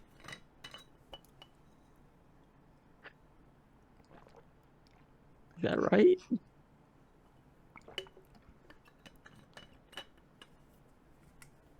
Yeah, okay. Oh, what's his proficiency? He doesn't have proficiency in investigation. 3. A 3? Okay. You can tell that he is in the room, snuffling around, trying to find the thing that he is supposed to look for. But again, because this was previously a place where there were weapons, there were items, there were all sorts of things, to find a elegant and ornate sword, the one that he knows that you are looking for, is proving to be a bit of a challenge in this place. Not only has it been looted, but there are certain things that Hiram had explained where certain weapons were like buried into the ground. So the Bloodlord is currently just making the best sweep that they can currently. Mm-hmm. Mm-hmm. Great. Great. Cori, you're in the tentacles right now. Yeah. How are you doing? I'm alright.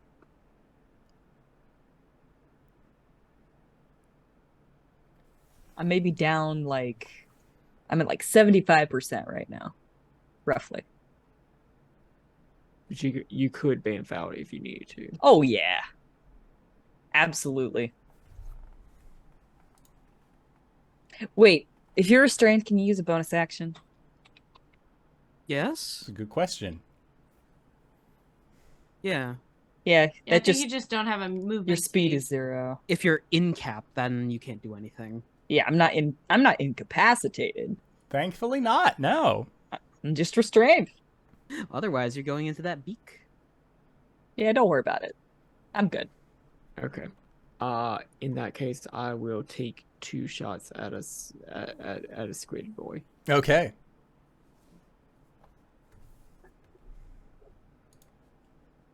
$18. Okay, so an 18, that hits. Are you attacking the one that is trying to aggress upon Gwen, or the one that's on the right or left-hand side of the much larger squid boy? Let's go left side squid boy. Okay, sounds good. 12 points of. Oh no! Wait, I got another D4. 13 points of cold damage. Okay.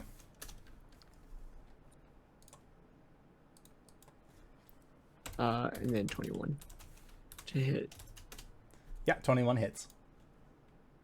for. Can I do that twice? The next minute, yeah. 13 more points of cold damage. Okay. Sounds good. They take these 2 shots, and in this water, their beak extends open, and you just hear this scream that seems to penetrate through the surrounding environment. Cori, heal 4 points. And if I you get would 4 like points. and if you would like to use a reaction, you may do so. Oh. I would love to.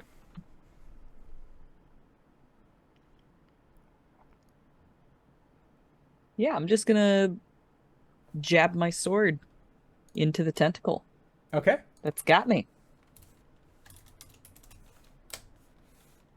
Assuming there's nothing preventing me from doing that. No.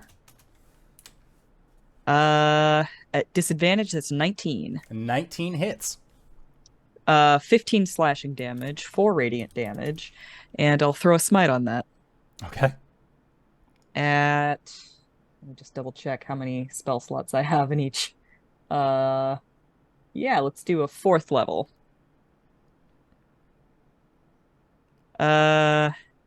Oof. Yep. Oh, that's... Hate to see it. I never roll well on smites. That's gonna be 17 radiant damage. Okay. It's not undead or fiend, right? It is not, no. Alright. It is something very much other. Have I been pulled 30 feet away from my friends? I would say yes. Okay. I can give myself temporary hit points, right? Yes, you can. I'm gonna do that. That's it for my reaction. That is it for my turn. Okay. Next up is the lair. And as Scarlazan has appeared and is now present in this place, you can feel, Cori, that there is, like, since you are in one of its tendrils, you can see that along the, frenulum, like spines that are on the inside of these tendrils, they begin to ripple and almost move with a raucous intensity until you begin to see electricity actually course amongst them. That electric charge begins to permeate through the water, and until the start of the next round, just want to make sure, until the start of initiative count 20 on the next turn, creatures that are within the water, within 60 feet of where this monster is, have vulnerability to lightning damage.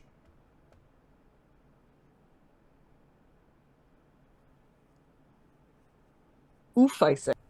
Is that a blanket statement? That is a Creatures- blanket. I will. Creatures that are within 60 feet All are- creatures, yes. Including itself. Sure. Oh no. Don't hit it with lightning. I think something happens like a fucking what's it? The shambler. We heal it. It goes into overdrive and gets 18 actions. Does have 10 tentacles from what you're able to see. That's so many tickles. Too many tickles. No touchy. All right, but that was it for the lair. The Quapers, when they are in play, will go after the lair as they are summoned by said lair. But because they are not currently on the board, Cori, it is your turn. You are currently being grappled by this ancient creature. For sure. In the past, well, okay. Recently, as of late, ever since Cori came back from the Feywild, after the time jump, the time break, Time knife. time knife. Her Time break. summer form has been portrayed as having blue eyes. That's because the red eyes only show up when she gets angry. So as she finally comes back to herself and realizes what happened, she blinks, and her eyes are red, as she says, "How dare you!" She's going to face step out of this tentacle, Okay. 30 feet towards her friends. Okay. And then she's going to point her sword back in their direction, and she'd like to catch as many enemies as possible within a, what would I say?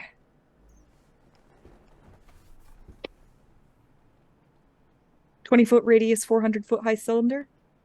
Okay. If it's 20-foot radius, because radius is from one end to the other, diameter is where you start in the middle, other way around.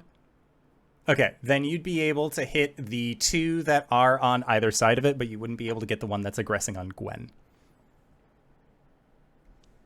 That's fine.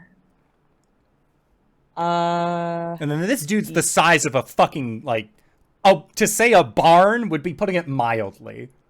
Well, let's hope I can hit the broad side of it. It needs to make a dexterity saving throw, as well Okay. as the other two. Okay. Sounds good. So the other two fail, and it gets an 18. And 18's not gonna make it. Okay. What is for this? All right. Cori has cast an ice storm, and they are going to take 10 bludgeoning damage Okay. and 20 cold damage. Okay. The area is difficult terrain until the end of my next turn.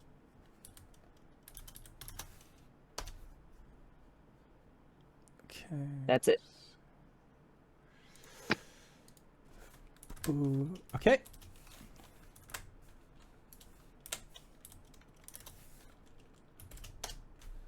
Sounds good. So at the end of your turn, it is going to use 2 legendary actions. As you see those 3 balls of lightning appear around its head again, and as they do, you kind of get a better look at this creature.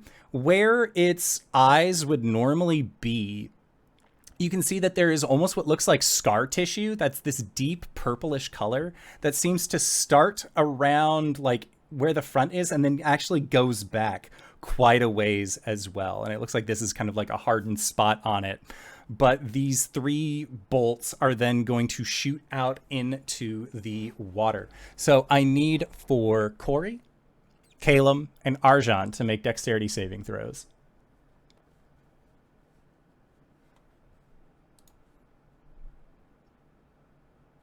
I got a 22, and everybody within range of me gets a +5.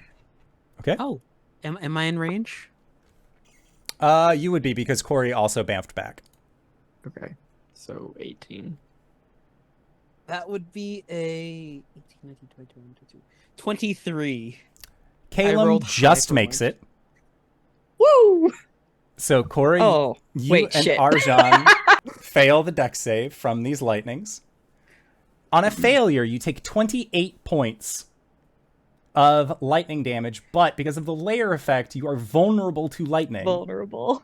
So you will be Who failed? taking a total of 56 points of lightning damage. Ooh, Bowie. Caelum, Cori and Arjhan. Cori and Arjhan failed. Okay, Arjhan, you take 16 less with my spirit shield. okay, and Caelum, you would take the 28. I'm still in Raven form, so. Alright, yeah. Hasn't been my turn yet. 28. Okay. 16. And I'm that- going to use my legendary resistance to succeed on my concentration check. It's good. That's a good idea. Oh, yeah. Next up is the previously unmarred Celephid that had taken damage from Cori's ice storm, and they are going to. Let's see here. What would they do? They are going to swim up towards you, Cori, and they are going to attempt to make a attack with their tentacles. That is a 16 to hit, though. So I do not believe that that is going to be effective. However, they are directly on you, and they are trying to get you with their grabby hands. Next up in the initiative order, Scarlazon. Scarlazon is going to, let me see here. Yeah, they are going to create 3 more bolts of lightning. So I need Cori, Gwen, and Caelum this time around to make those dexterity saving throws for me. Gwen, because you are raging, you will have advantage. Mm-hmm.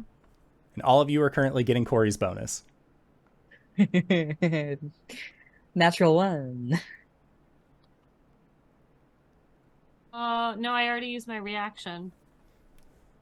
Oh boy. That's a 22 for me. Okay, so a 22. Okay. Cori, you said natural 1. Caelum, what'd you get? I think he's frozen. Oh, there he is. So what'd you get for your dex save? Not yet. Oh, we're still working Not on it. yet. The connection is difficult 2,000 feet below the surface of the ocean. Mm-hmm. Underneath the water. Underneath the water. However, in the meantime, Cori, it is 25 times 2 because of vulnerability. Gwen, 25 times 2, but then you would just half it back down to 25. 25. This is lightning. His computer crashed. Oh no. Okay, so with that, we're going to pop in to a little bit of a break. Just so that way we can get Caelum back, because we need to know what he got in order to progress forward. So we're going to try and be back, hopefully, in 5 to 10 minutes. I know he's got an SSD that his OS is on. We should be back. In the meantime, enjoy the break screen. Enjoy the music. Get some water. It's a good time. We'll be right back. Again? Yep, a deck save again. We're back. I need you to roll it for me. 22. A 22. Okay, so Caelum, you are going to be taking 25 points of lightning damage times 2 because you are also vulnerable. I don't know, is your armor still up? Yeah, because it hasn't been my turn yet. So it gets doubled and then halved, so it's flat. Or wait. No, because you... Or did we skip me? I think... No, it was using the last 2 of its legendary actions. That's what it was doing. Yeah. Okay. Okay. That makes sense. Yeah. So 25, you 20, said? yep, 25, and then your armor is still up. So yeah, it just stays at the 25 rather than being 25. 50. These long turns, I'm tanking them. Yep. So, next up, because that was Cori's turn to bamf away. So then, Caelum. Well, any of the cephalopods around me? There's one that is on Cori, there's one that's on Gwen, and then there's another one that's looking like blood in the water is coming out that is a bit of a distance away as well. Caelum swims past Arjhan to get out of any ranges for a counterspell because he really needs this to work. But I cast True Polymorph on myself. Okay. I'm going to use some meta magics to quicken it to make this polymorph a bonus action. Okay. I'm turning into an adult bronze dragon. Sounds good. I have actions Yes, you do. and a swim speed. Yep. So I use Frightful Presence, targeting the cephalopods and the giant squid thing. Okay, let me just check here. DC 17 Wisdom if it applies. It will to the cephalids, but not to the Kraken. That's a success. There's a success. And a success. Cool. Swimming back. Who's bloodied? The cephalids? The one that is bloodied is the one that I have, like, turned to the side, and then the one that's on Cori.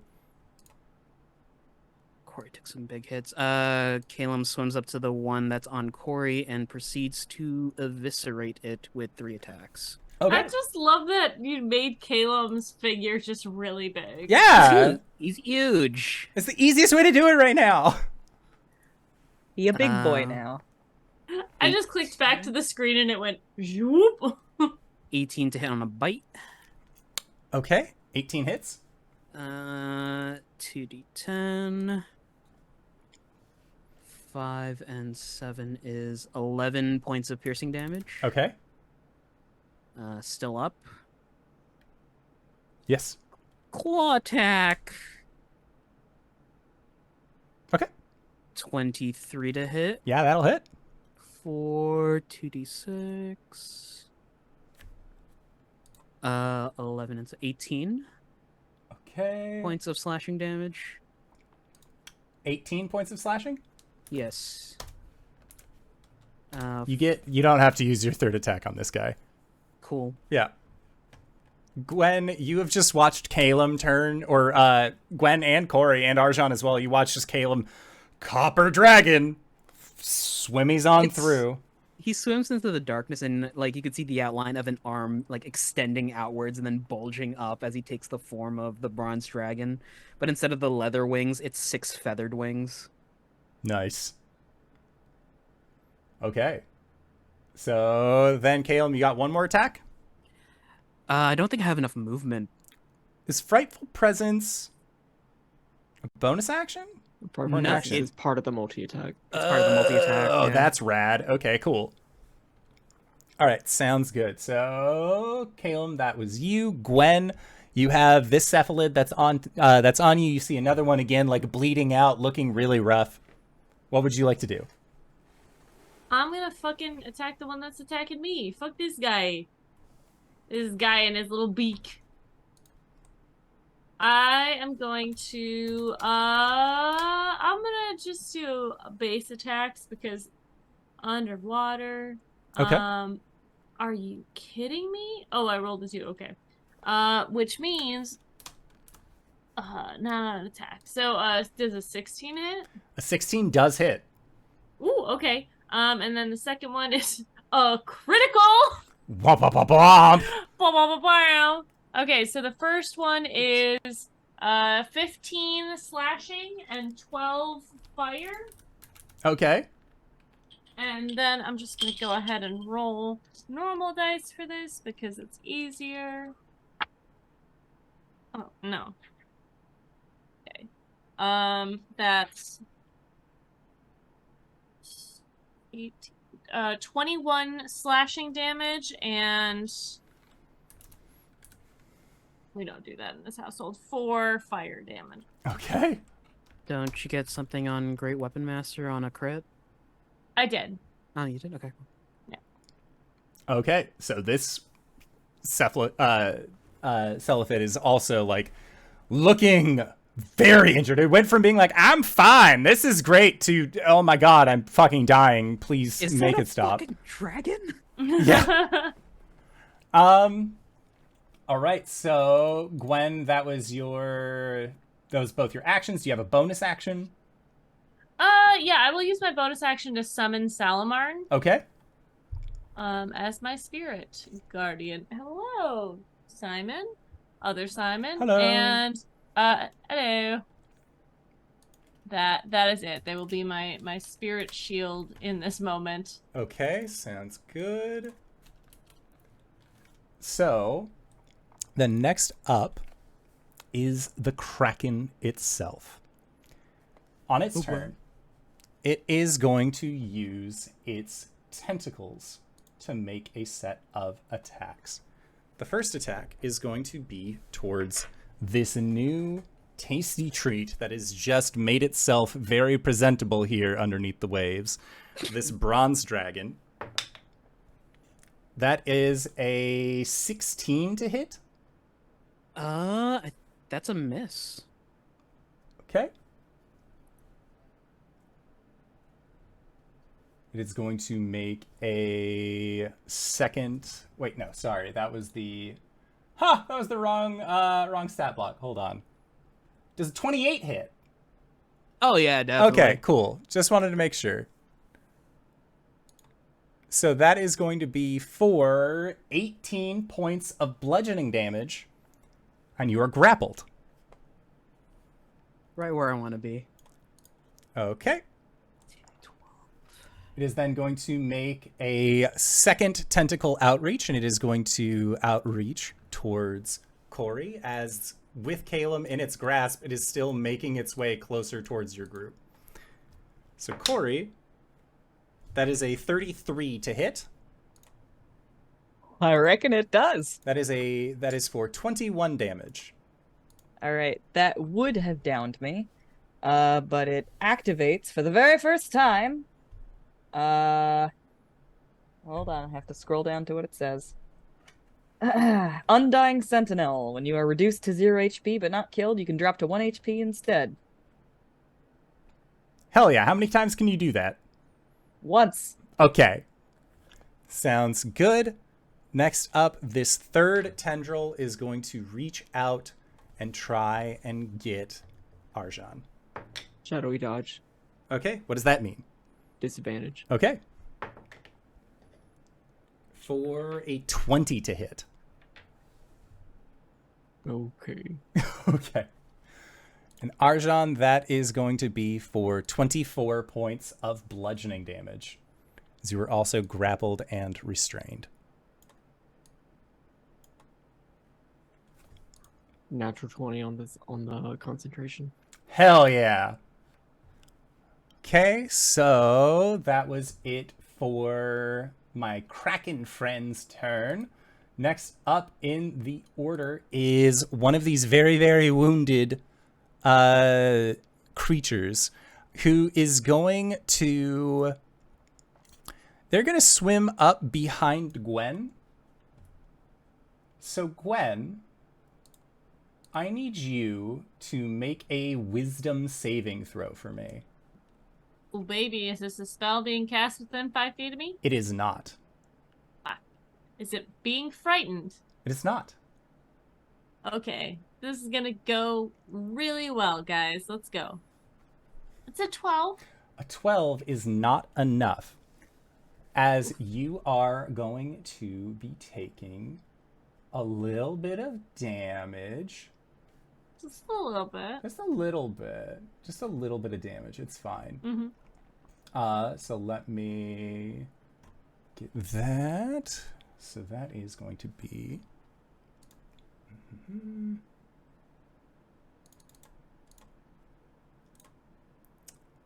for 35 points of psychic damage.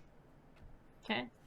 And Gwen, as this creature with its glowing eyes and beak and everything is there with you, you can feel memories of yours beginning to disappear as it seems like this creature is feasting upon them. With that, while your memory is drained, on all of your... you must roll a d4 and subtract the number rolled from ability checks and attack rolls as long as your memory has been eaten in this way. Okay. You've been baned. I've been baned. Oh no! Our halfling! The table. At the end of that creature's turn, Scarlazan is going to use 2 legendary actions for its ability called Break Concentration. Ah! It's what? Break Concentration. You target a creature motherfucker. that you are grappling. The concentration on the spell it has cast or an ability it is maintaining ends. Caelum, you have just turned into a very, very large dragon. You took this ability from the fucking Mind Flayer dragon. Isn't it strange how there are a few things that are overlapping here? As Caelum, I from love you. this scarred over tissue on the head of the what you would assume is the head of this kraken begins to glow with this eerie deep purple light. Then you are going to be taking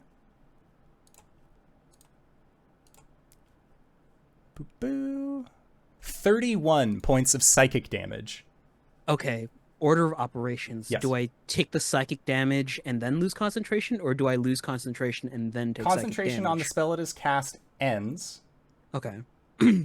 Yeah, the ability it's maintaining ends, comma, and the target takes X amount. So Cool. order of Does it- operations, this is a secondary thing. Because it really depends if it eats into the temp HP or not. Yes. What was the damage? 31. Yikes. Okay. So then Caelum is back to normal size and is still being grappled by this creature. That was the end. That was 2 legendary actions at the end of one of these turns, one of these Celiphids. Second Celephid is going to, as luck would have it, Gwen, I need you to make another wisdom save for me. And don't forget to roll that d4. Don't you worry. I will roll the d4. Alright, wisdom save. +0.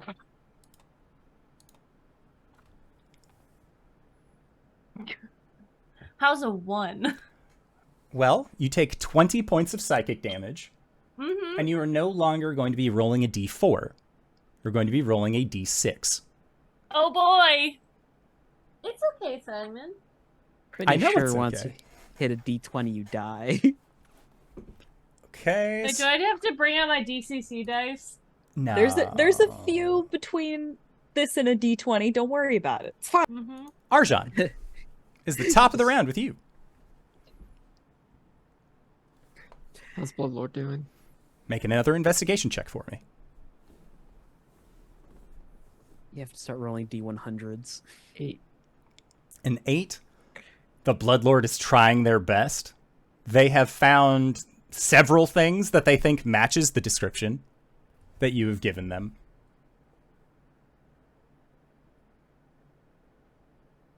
I use my bonus action to vanish. Okay. I reach into the bag of holding. And I take a drink.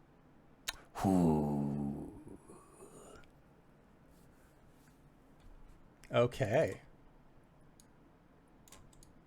For those at home, what does that sippy do? Well, I guess we'll see if Arjhan becomes visible. Okay. Sounds good. While being invisible, he would still be grappled by... Arjhan is not grappled, is he? He was grappled by... It was Arjhan, Caelum, and Cori that were all three snagged by the tendrils last time. Whenever the tentacles hit, they auto-grapple. Okay. Okay.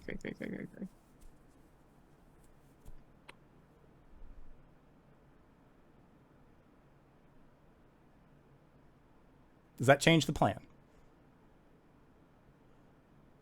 It doesn't, because I really need those legendary resistances. Okay. I wouldn't go invisible at that in that point. Okay.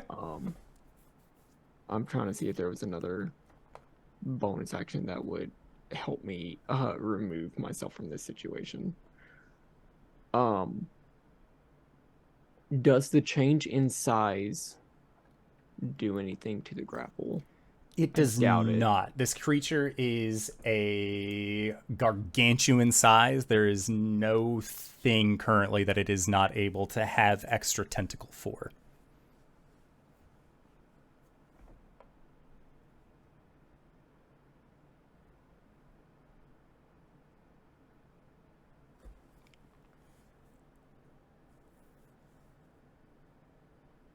Okay.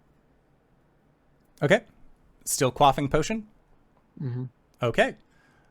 Still turning invisible. I assume that's an action. It would be, yes. Yeah. So. Yeah. Yeah, I guess I'll still turn invisible. Okay. So yeah, Cori and Caelum, you see Arjhan turn invisible, and then the constraints expand to a rather large size. Then that is... Anything else for Arjhan? Okay. I assume it's an action to try and get out. Yes. As a bonus action, you see more of these fishies appear with their little glowing heads. And they are going to... They're going to swim over to Gwen. Gwen, I need you to make an intelligence saving throw for me. Yeah, no, that's cool. That's cool. How's it 12? Wait, am I within Cori's thing?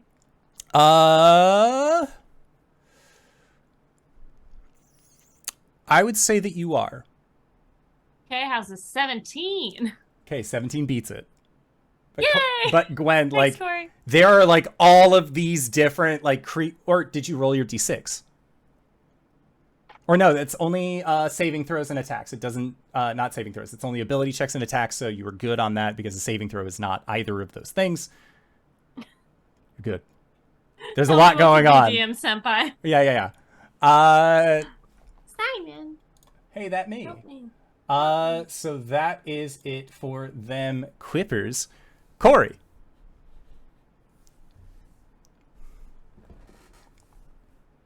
Gwen's got a lot of hit points left, right? I'm good. You're good? You're super good, right? Still haven't even broken 100. Great.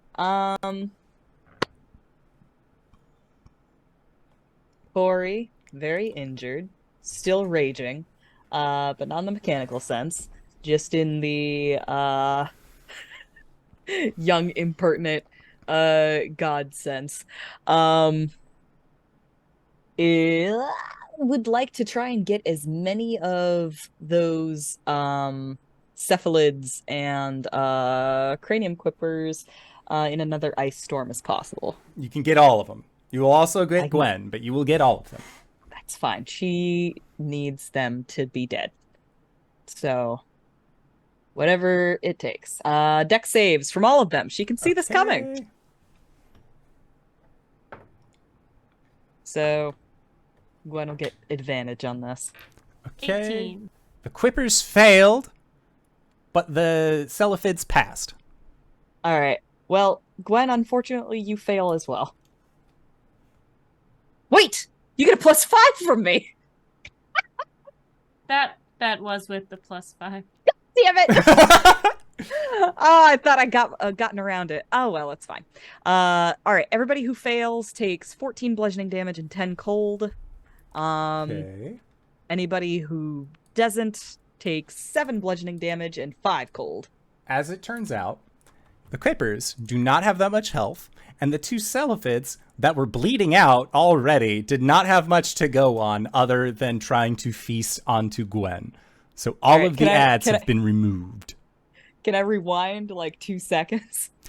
Hero 69 or 96, thank you for the sub. Woo. So before she casts this, Cori, very injured, still very angry. Oh shit, I had like a whole thing ready. Don't worry about it. She just is very angry. Okay. Sounds good. So, seeing as how there is one of you that is left, not currently in a tendril, it is going to lash out to try and get Gwen. That is a natural 20 on the tentacle attack. Mm-hmm. Okay. I just want to make sure. Boo. Boo.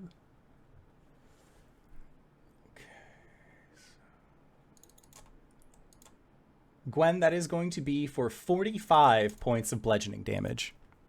Okay. As you are also grappled and pulled closer to the creature.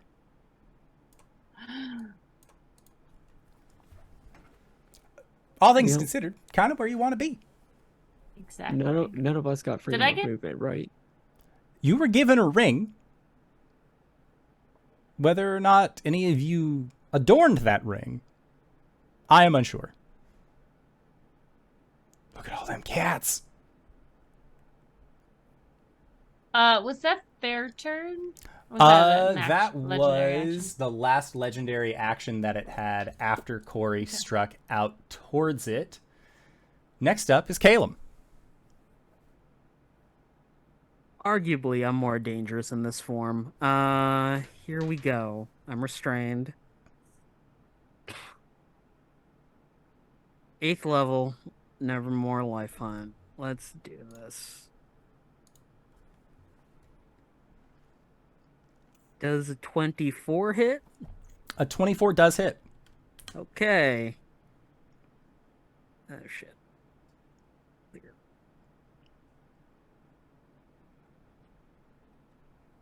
It takes 48 points of psychic damage. Okay, let me just check on that real quick. Hopefully. You feel that like same psychic energy after you have this moment of like, I'm arguably more dangerous in this form, 48 points of psychic damage, and you feel that psychic damage enter into the creature. And there is a response from it that says, "Simple child, I have devoured the gods. What makes you think this is any different?"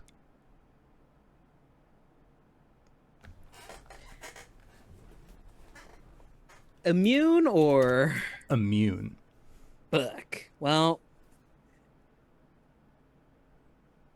Huh. Okay. Okay. Bonus action? No. Sounds good. Gwen. Yes. Could I bonus action in place to put on my armor? Bonus action in place. Yeah. Blessing of the Raven Queen. Yeah. Still restrained. Cool. Okay. So yeah, you were like, oh fuck, boop, and like put armor on in place. Gwen, it is your turn. And Gwen, you've just seen Caelum like Nevermore Life Hunt into this thing. And then there wasn't even like a scuff on its strange undersea flesh. Okie dokie. Okay. Is anybody within 10 feet of me? Caelum would be. Okay,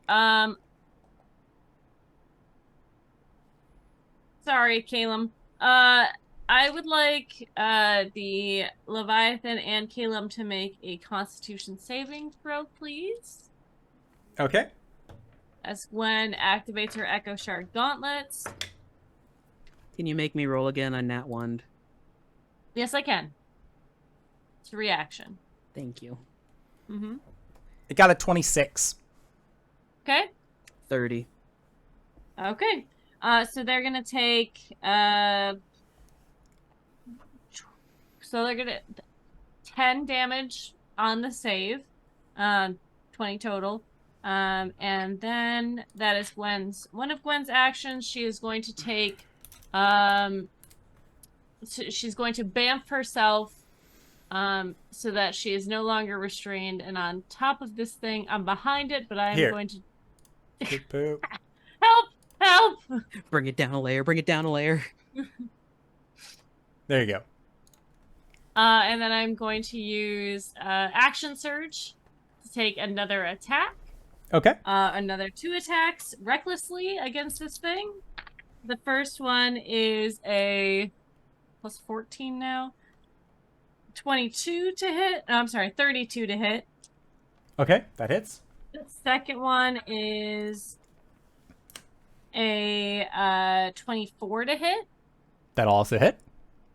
And then Gwen is going to use her bonus action to attack with her Echo. Salamard is going to recklessly attack as well for 30. Yep. Okay. So that's 3 hits.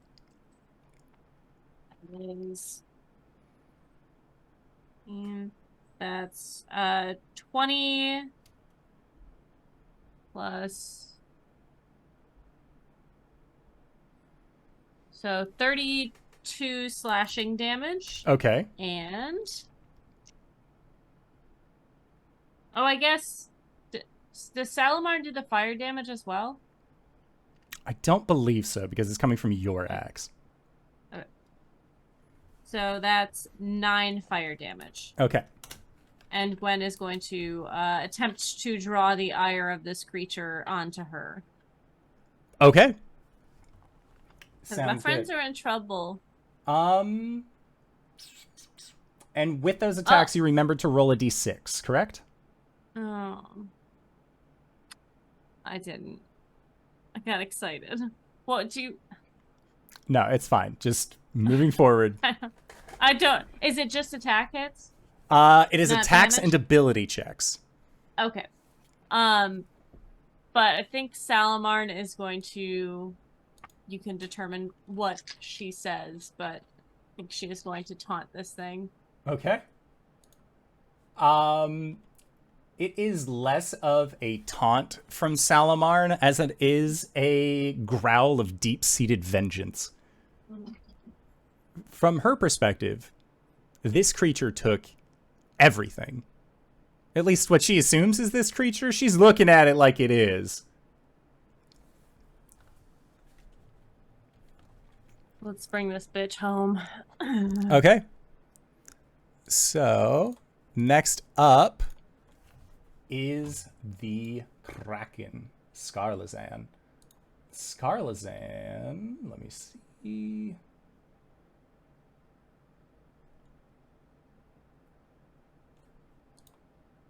What it can do here. So I think that what it is going to do is that that like fleshy lump that exists towards the front begins to glow with that same purplish energy and ripples out. And everyone within 60 feet, I need you to make an intelligence saving throw for me, as it is going to use a mind blast. Is this a spell? It is not. This is an overwhelming surge of psychic ability. Help it again. Didn't Arjhan, Gwen? I I've don't like already that. used my Well, no, No, your 'cause turn I came just up, had my yeah. turn. Yep, Yeah. So you now have a reaction again. Uh-huh. It's an intelligence save. that is Yeah. correct. 16. Okay. I will Arjhan gets my bountiful luck. If Arjhan is in range. Is Arjhan within range? Do you have to be able to see me? I think it's 30. Hold. Hold. 30 feet. That you can See her see. here? That you can see. Oh no. Arjhan is invisible. Sorry. Invisible. That one. I got a 17. I'm pretty sure I passed unless the DC's a 30. Okay, yeah. Did everybody remember their +5? All right, so Caelum, you succeed. Gwen, what did you get? 16? Sorry. 16. Am I within Cori's range? Yes, you are. Yeah. 21. Okay, so Gwen, you and Caelum succeed. Cori, Arjhan, you both fail. On a failure, let me see. Yeah, so on a success, nothing happens. On a failure, you are going to be taking 39 points of psychic damage, and you are stunned for 1 minute. Oh no. And you can repeat the saving throw at the end of each of its turns, ending the effect on itself on a success. Cori goes down.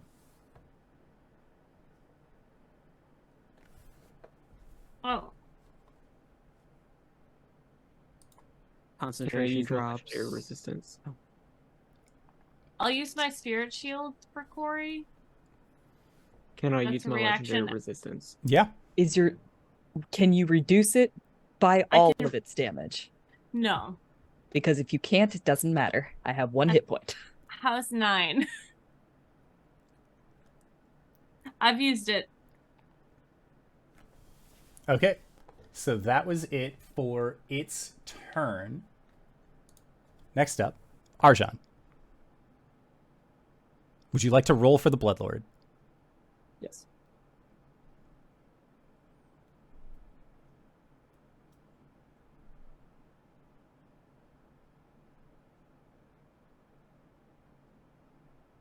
I'm looking for the investigation 7. He's not 7.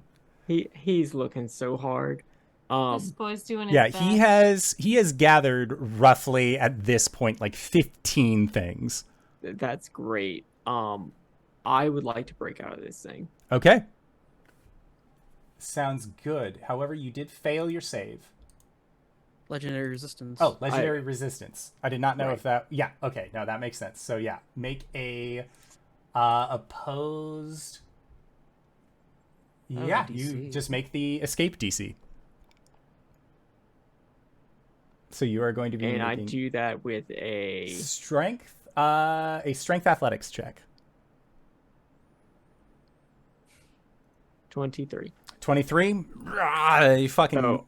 So from this empty grasping tentacle, you just see from the darkness a huge adult black dragon rip its way out of the tentacles. That was my action. Yep. For my bonus action, as he's ripping off, you get ripping out. You can see that around his left leg, he still has wrapped around it the bag of holding and his alchemy flask. And he is going to bite off on his thumb and Catch it. whatever arm it is. Yeah. He's going to make a potion of greater healing in the alchemy thing and try and get over to Cori. Okay. Broken away and then try and get back. You would have enough movement to do that. But I can't feed it to her No, without another action. that is correct. That's fine. Okay. So then it is the layer's turn. And with that, let me see here. So Gwen, can you make a charisma saving throw for me? Boy, can I.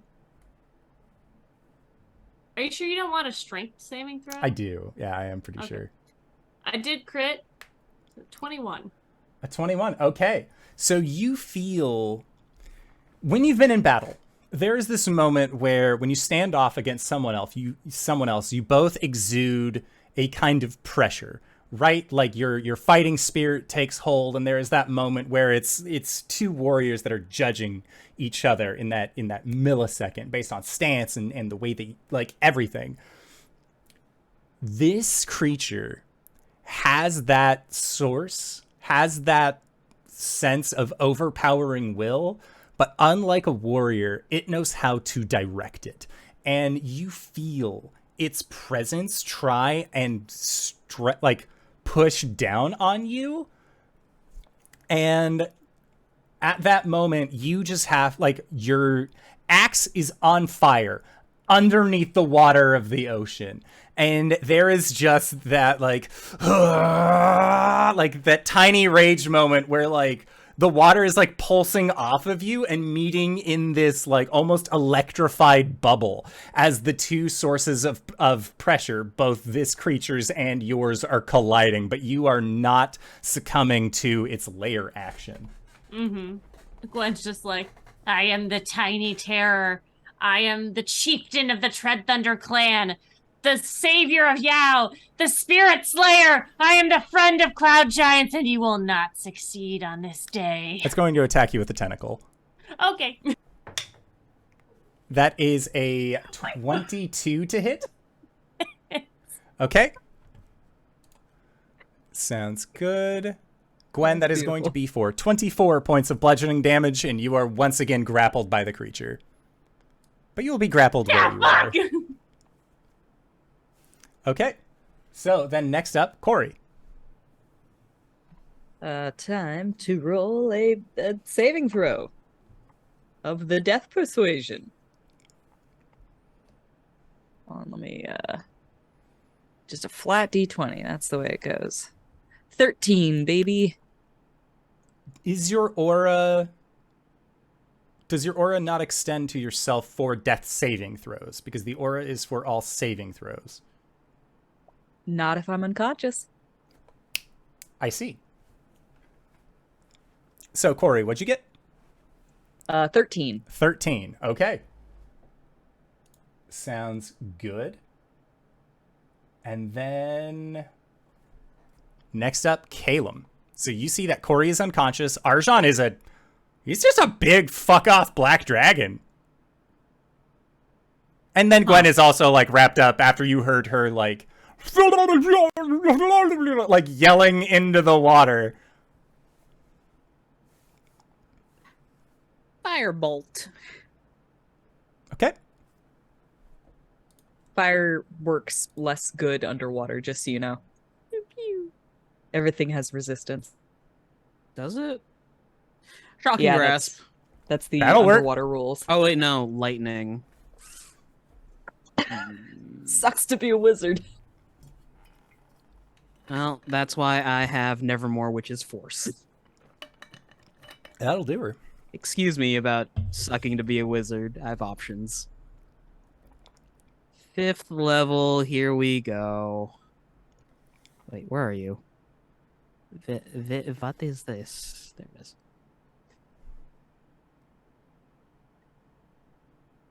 Natural 20. Okay. Roll for damage. Golly. Ba-ba-ba-bum. Well, if you've eaten gods, here, choke on this. 67. This creature didn't like that. But in a way, it did like it. Uh-uh. No, not in that way, you pervs. Card. Why? Don't you bring this evil on me, Ricky Bobby. You said that though. You said it that way. Yeah, that's gonna be. I'm gonna use a bonus action to down a potion. Okay. Potions are full round actions. Oh, I thought we ruled it as a bonus. Oh, that might be. You're Else. thinking Never about mind. cause rules. I'm thinking cause rules. Yeah. All right, that's it. Okay. So, Caelum, as you threaten this creature, you see those same 3 balls of lightning appear over its head. I need you to make a dexterity save. Gwen, I need you to make a dexterity save. Arjhan, I need you to make a dexterity save.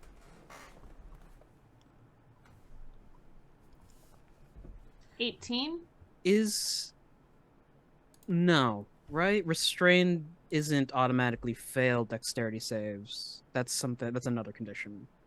Yes. 17. No. Okay. And then Gwen, what'd you get? 18. Okay, so everyone is going to be taking 22 points of lightning damage. Absorb. If you are restrained, it's disadvantage on dex saves. Oh, okay. That's all right. They all failed. Absorb elements to take 11. Okay.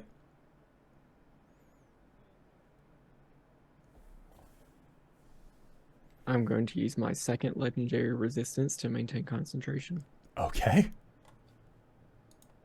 Sounds good. So that was the end of Caelum's turn, so it has no more legendary actions to go off of. Gwen. Gwendolyn is going to Guinevere is going to attack twice recklessly, but first she's going to use her bonus action to switch places with Salamar. Okay. So that And Salamar has like immediate trauma face being wrapped up in this thing's tendril. You're already dead. You're fine. Hurts me as Caelum. Sorry. That is 21 on the first one with the D6. A 21 to hit. Yes. Okay. That hits. And fucking, why am I rolling ones? And a 22 minus with the minus D6 on the second one. Okay. So yeah, both hit. That is 69. Nice. Nice. So that's 21 slashing damage Okay. and 6 magic fire damage. Okay. Sounds good. Oh boy. Action, bonus action. Do I have anything else? I had clairvoyance.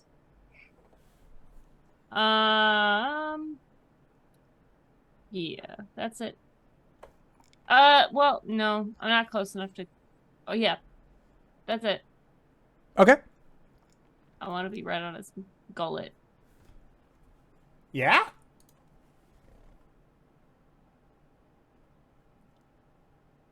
Let me see.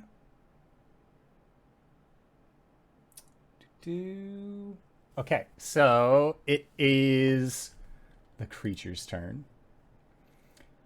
And at the top of the turn, Caelum, you can feel that it is looking at you.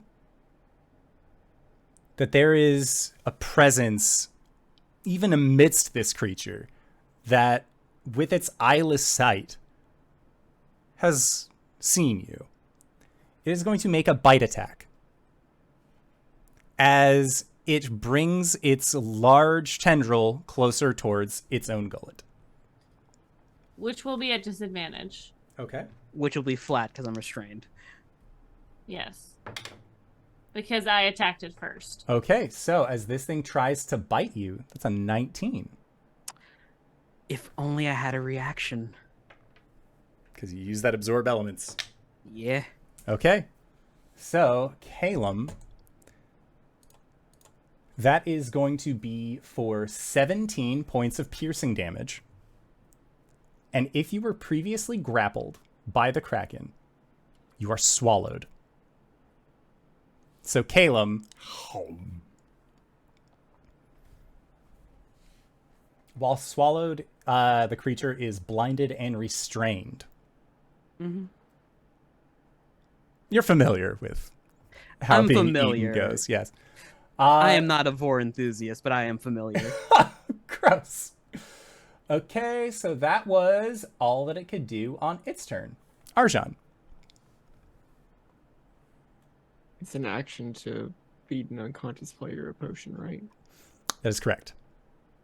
Would you like to make the investigation for the Bloodlord?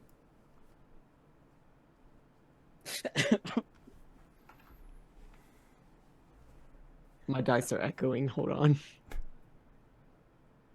Cori healed 28 points. Where's Caelum? Help!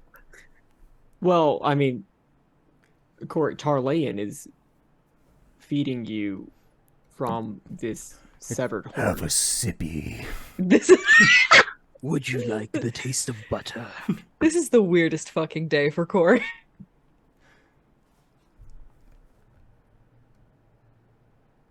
Yeah, Cori, Then you I'm- gain that 28. Yeah. Then I'm gonna 10. Okay. 10 for the Bloodlord. With a 10, because the Bloodlord has been searching, you get the ping that the Bloodlord has found the thing that he believes you have been looking for. Okay. He's going to make his way back to you, unless you Great. specify otherwise. Yeah. Okay. Sounds good. Cool. I can't do anything else. Okay. So, but I would like to try and like start helping Cori get out of the tentacles, Okay. but You were there as a I can't- large body, yeah. I can't do anything. I don't have an action, bonus action, or anything to help. Okay. So there you go. Sounds good. Then next up is the lair. And you feel that water that is around you, or no? There's another group of fish that come by. These kippers. They are going to emerge. They're going to kind of take a quick swimmy around the Battle field. And Gwen, I need for you to make an intelligence save for me. These motherfuckers, I swear to Christ. They don't attack Salamarn? It's a 12. Gwen, Is Cori up? Cori is up. 17, bitches! All right. So Gwen, there's this moment where you're like, oh fuck, oh god, and like you see the fish that are like getting ready to do it, and you're like, oh, here it comes, and then Cori just, huh, what? And like as the magic takes hold, it's like 98%, and then just like shoots back to 0. Like, oh god. You fucking fish, I'll get you later! Okay, so that is it for them, their quippers. Next up, Cori. There is Tarlayan in front of you, who's wearing like a bag of holding as a friendship bracelet, as well as like this like horn that you recognize as Arjhan's. And like, I'm guessing that Arjhan, you would have let Cori know kind of what you were working on over that year-long period of time that the two of you Would were in he, the though? Feywild. That's actually Would a very he? good question. Did you ask? Nope. Stay down, Cori. That's fine. There's a black dragon here now. What the fuck? But it looks like that black dragon had like just gotten done like giving you a sip underwater. Caelum is missing. And Cori's Gwen not gonna. Yeah. like, I know you're catching her up on everything. Yes. But Cori is not going to pay that much attention before she immediately reacts. Okay. Like, it is a situation where, like, the last drop of the potion goes down her gullet, and as she takes that first gasp of life, there's just a golden light that emits from her and like blasts out to a radius of 120 feet. And she's doing the blessing of the mantle, and every ally within 120 feet is going to regain a number of hit points as she's going to spend, well, let's just say all of them. She's going to spend all her hit die for this one. Do they need to be seen? Nope. Sick. That's what's great about it. Yeah, so I'm going to do...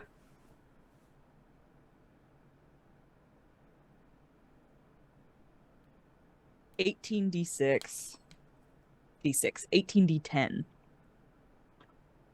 So everybody regain 92 hit points and have 18 temporary hit points. Okay. That's It's probably just that fine. scene from Guardians of the Galaxy where Gwen feels it. She's like, oh, yeah. And as she does this, I think she'll go into primal mode. Okay. Why not? Yeah, as a bonus action, she'll enter primal mode. Which is to say, there's an actual word for this. Need to find the Guardian of actual Nature? spell. Guardian of Nature. Yes. She does that. Okay. That's Cori. Sounds good. So Cori, at the end of your turn, they're going to use 2 legendary actions to break concentration on your spell. That's fine. All right. So then you will also be taking some damage. Ba-ba.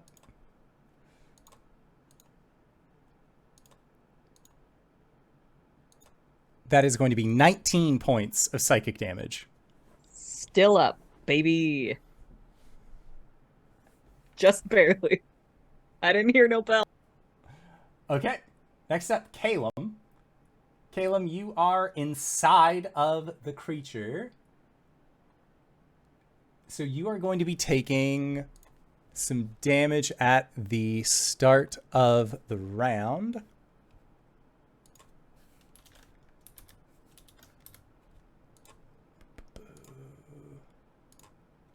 $43 points of acid damage. Or no, that's at the start of its turn, not yours. So Okay. yeah. Never mind. Cool. Later. So I'm restrained and blinded, right? Yes. Well, if it's the last thing I do, I'm going to kill you. And he's going to overcharge a true polymorph and turn into a clay golem. Okay. Sounds good.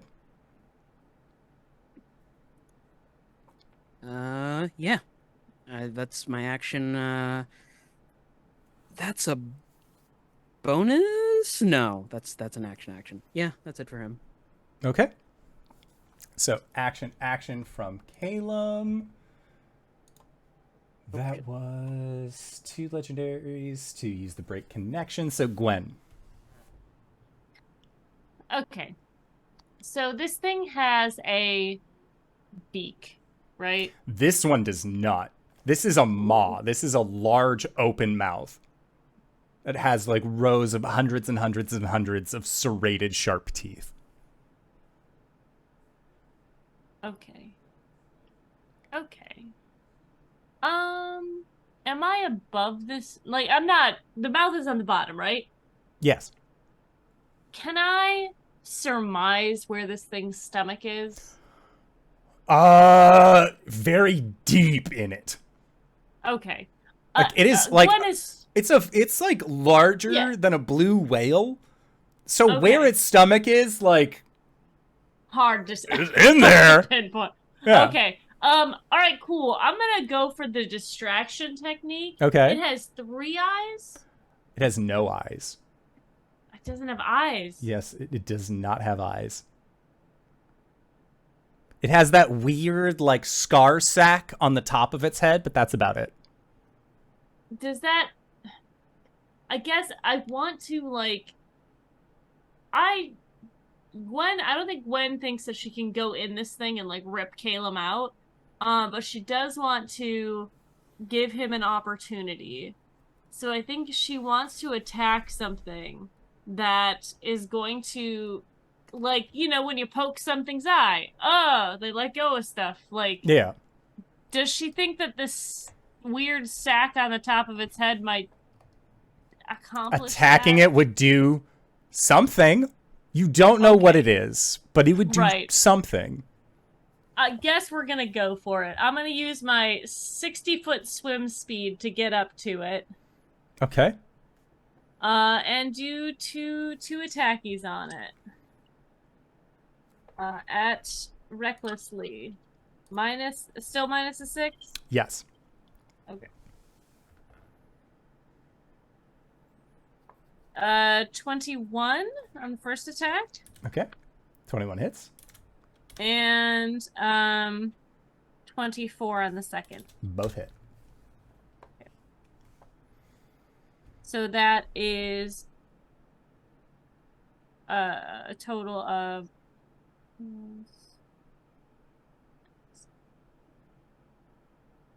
25 damage, slashing damage, and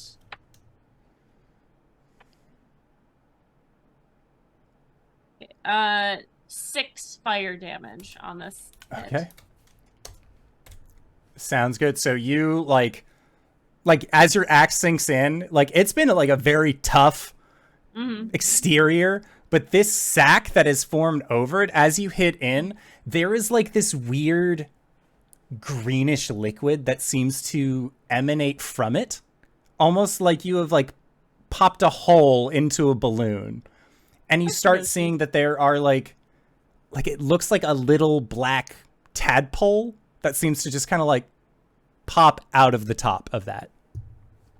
Gross. I'm gonna go ahead and do another attack with Salamar. Okay. On the, so that's just gonna be straight, because she is restrained. No. I assume that a 16 doesn't hit. A 16 does not hit. She's a little nervous. Okay. Sounds good. So, Gwen, you are on top of this thing. You have just like stabbed into this sack that covers, that is like this scar tissue sack. Caelum, you are inside, and that's when you would be taking the 43 points of acid damage from being inside of this thing, unless Clay Golem doesn't take I'm it. immune. Instead, I heal. Neat. All right, so you are being healed inside of Scarlazan. And Scarlazan, Gwen, as you crush into it, as you attack this thing, you can feel a shudder through its entire body. And as it does, you see that there is a seam that seems to extend from the very base of this large scar sac all the way to the top, near where you are. And almost like an eyelid, it opens, and inside of this sac, you can see that there is a massive brain with these dark tendrils that seem to wrap around it. And it looks like these tendrils are like deep into the creature itself. Gang, we got a literal mind control situation here. There are black tendrils around this thing's mind. I'm just gonna hack at it, but just thought you should know. 4. Glad to know you're still okay, Caelum. You feel a deep rumbling inside of this creature. And Caelum, you are inside of this creature's esophagus, just clay golem form. Cori, Arjhan, and Caelum, I need each of you to make a Constitution saving throw as this creature retches something from deep within itself. 22. 22. Nasty. Do I still get the +5 from Cori? You would not at this point. Okay. 19, 23. Arjhan?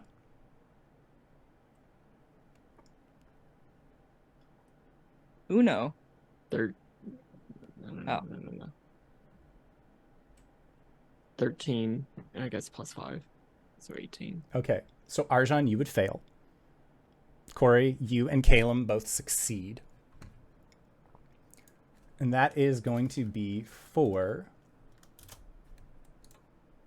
a total of 67 points of psychic damage on a failure. As this thing, and half as much on a success.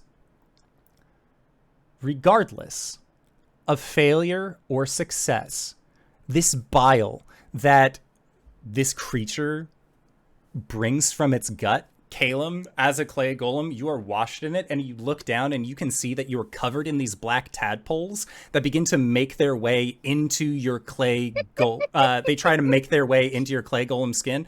You're a construct. No worries. Cool. I'm also immune to psychic damage. Excellent.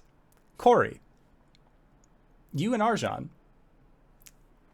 coated in these blackened tadpoles, and you are considered infested. Oh, I'm down again, by the way. Okay. Wait, is there So an this- add-on if this attack downs? Oh, Illithid Coraline. Let's do this. Cori, you are stable but unconscious. Get ready for the Ceramorphosis. Fuck. So that was its turn, as it has entered into its mythic form. Fuck, bro. Red plant, blue plant, purple plant. Next up is Arjhan. And Arjhan, at this point, like, the Bloodlord is, like, right up with you. Or at least, like, within, like, eyesight. I don't know if you wanted it directly on you. It has the movement, too, but... I need him to get to the submarine. Okay. Yeah, Bloodlord just... begins making its way there.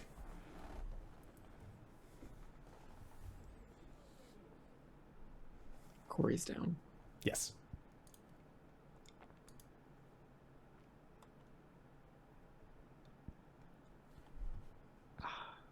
At this point, I need to get everybody to the sub.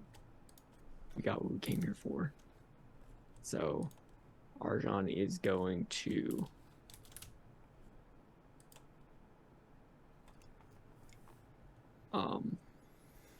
go straight for the brain. Starting off with some frightful presence. I need it to make a wisdom saving throw. It is immune to the frightened condition. I need to make some attacks. Okay. Because I'm going to bite some brain. 23 to hit. That'll hit.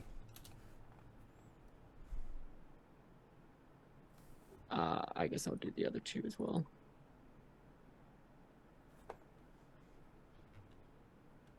$15. Okay. A 15 Does it- misses.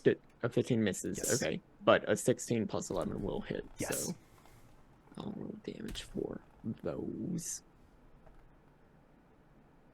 2d10, 1d8.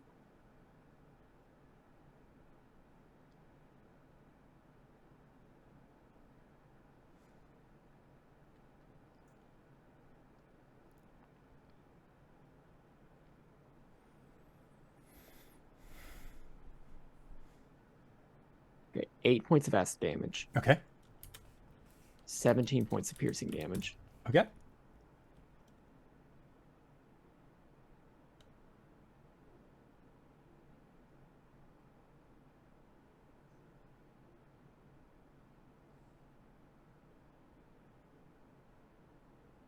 10 points of slashing damage. All right. Any others? Okay. Sounds good. So Arjhan, that was yours. Next up is yep. I started my turn. I started my turn while invested. Oh, yes. Let me check on that.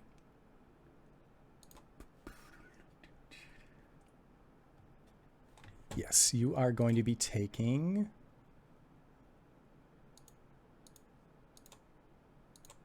20 points of psychic damage.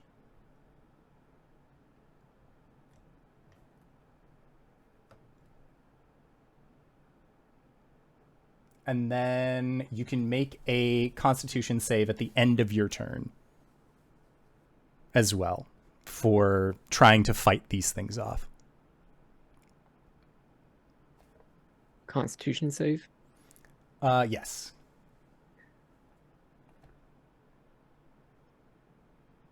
12. 12 is a fail. Okay, so you are still... That was plus 10. Oof. You are still infested. So then... Let me just check here. Okay. So then next up is the lair. And you can all feel... Or actually... Arjhan, make a charisma saving throw for me.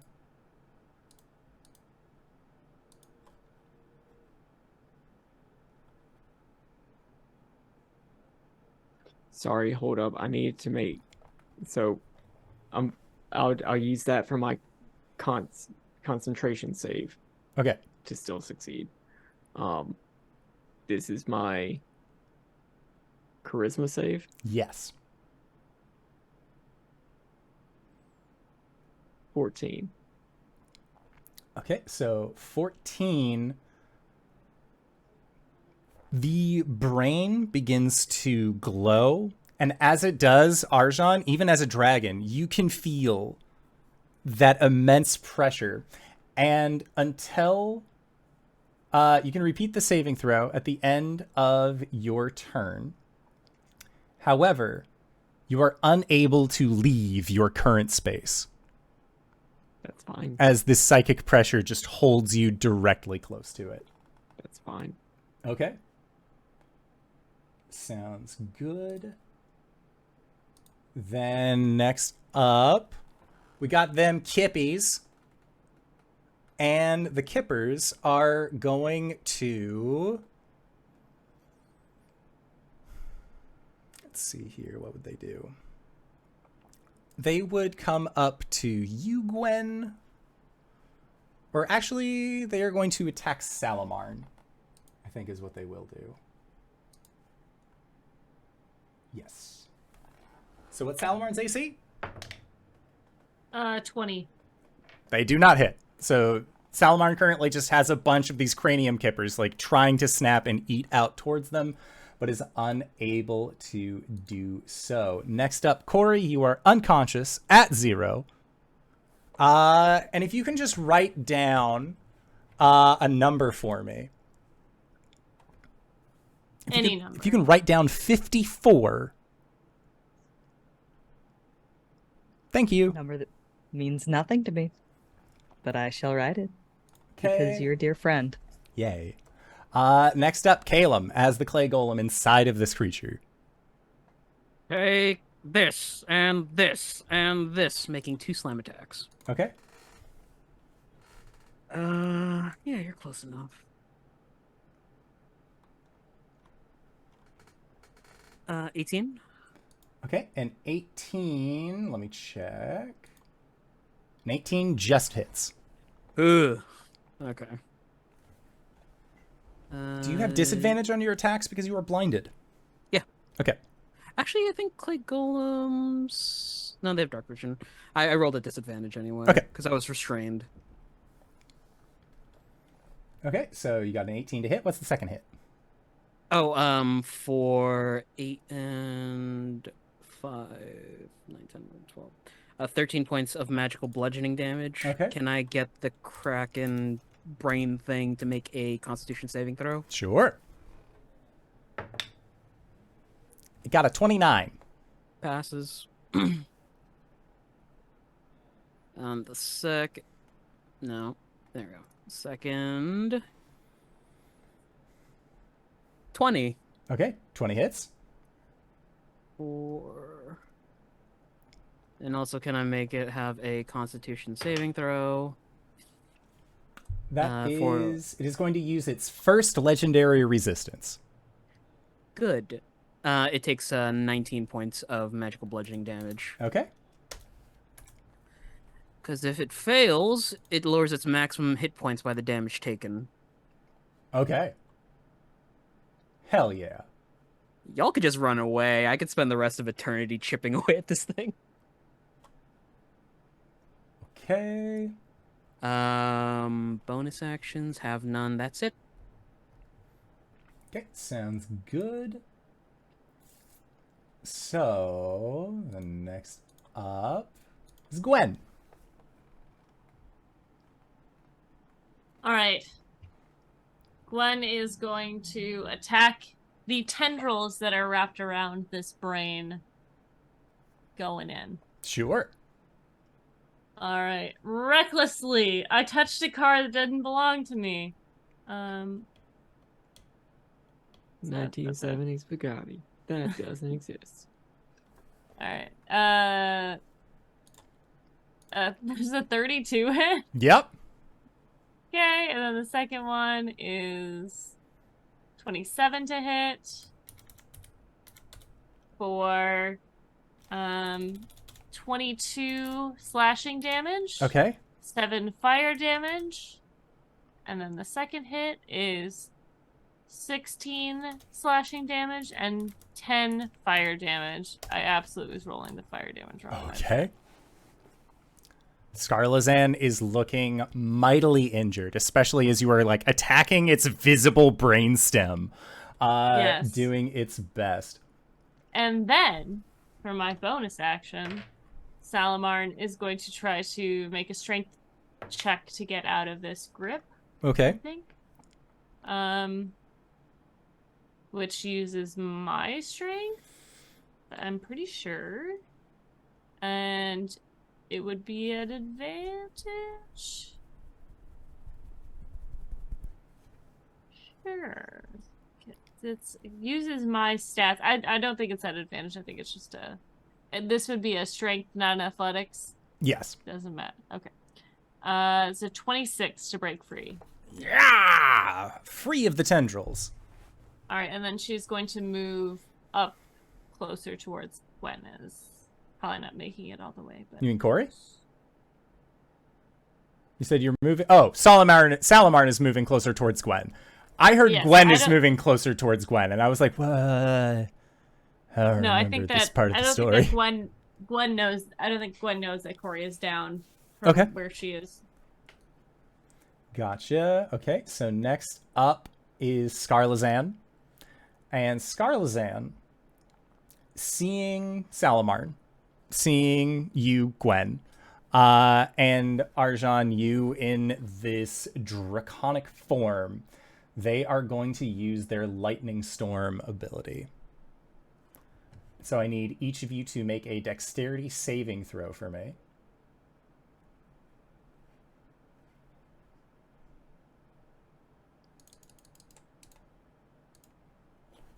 That is a 9. Okay. 21. Okay. And yeah, Salamarn would need to make one as well, but she only has like 1 HP, right? Right. Okay, yeah, so that's fine. So both of you fail, taking a total of 23 points of lightning damage. That 23. That's it. 23. I have something in my back pocket. I can only use it once. Gwen, you can also see that the brain itself there is a energy that is just coursing deeper into the body of this kraken, and it looks like an ability that it has may have recharged. Bitch. Okay. Then that was it for its turn. Next up, Arjhan. Arjhan feels sick. He cannot move, but he is going to vomit on the brain. Okay. You also take 3d10 psychic damage at the start of your turn, so 15. Oof, owie. And then how much acid? It needs to make a dexterity save. Okay. Dexterity, right? Yeah. It's going to use its second legendary resistance. Okay. How much psychic damage? It was 15. Okay. I'm gonna reduce that. To Hold. plus. Ew, oh god, I have the gooey dice up still. 8, sorry. Okay.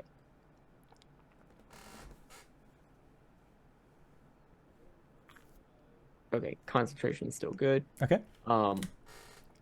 I need to roll.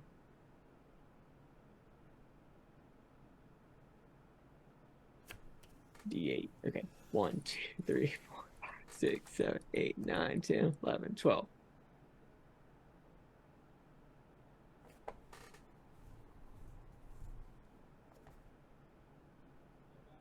Okay, it takes 31 points of damage. Oh, That shit. is halved. Oh my god. Incredible. It did not like that at all. That is my action. Okay. Can I... It's the end of my turn. What do I do? What At the saves end of do I your make? turn, you need to make another Constitution saving throw. And a charisma saving throw for being held in place. No. Yes. Okay. Well, the con is a 14. Okay. So you're still riddled with tadpoles.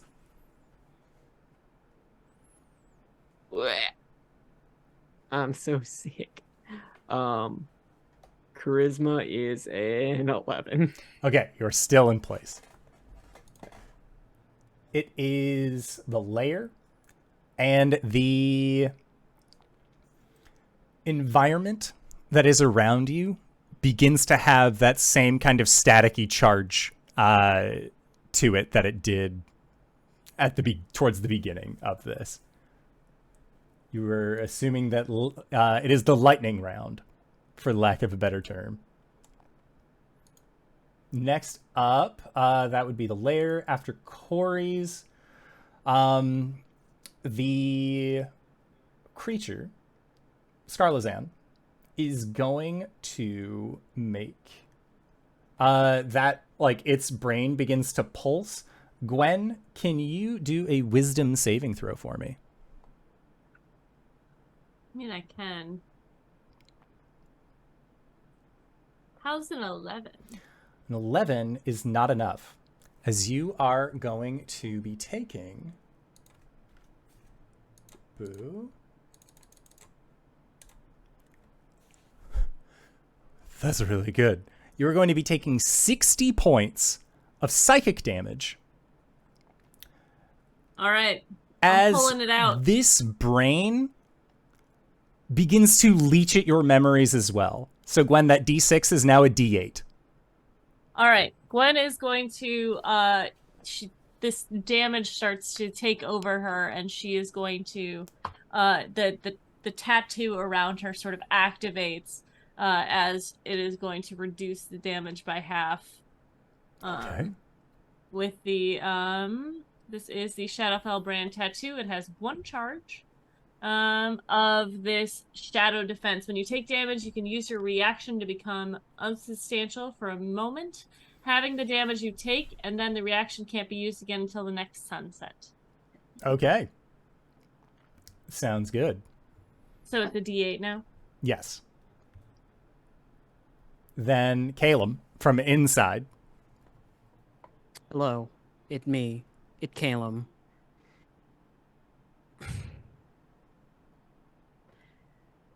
Inner walls, how do they look? Gross. I'm blinded, never mind. Also, they look really rough. Oh, cool. 17 doesn't hit. 17 misses. Yeah. And no, don't do that. Disadvantage. 23. A 23 hits. What to say? Like what? Sorry, I had water that I was drinking. Oh yeah, sorry. That's okay. You're fine. Max damage, 25 points of bludgeoning damage. Hell yeah. Constitution saving throw, DC 15. Yeah, it makes the 15. It rolled a 23. I'm just hoping it uses up a legendary resistance, that's all. Yep. That's my turn. Okay. Next up, Gwen. I guess I'm gonna attack this brain again. With all of the math that I have to do. Thanks. Sorry. While the kids are creating the mess, that is a -8, 11 plus 14 is 25 for the first hit. That hits. Oh, and a natural 20 for the second. Get it. -2 plus 14. So, I'm assuming that still hits. Yeah. All right. So for the first one, that is just 1d12 plus. While B is doing some 2d6. maths, I just have the thought of a bunch of Goliath spirits swimming around just trying to hack at this thing. I haven't summoned them yet. I could still do that. That's backup. Let's see, that is plus 11. So 8 plus, that's 19 slashing on the first one, and 8 fire. And then on the second one, that is baby 20, 32 damage, 32 slashing, and 9,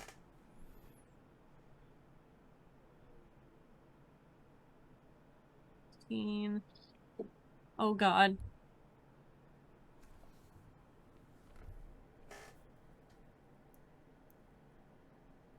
23 damage on the second hit. Okay. Or the fire damage.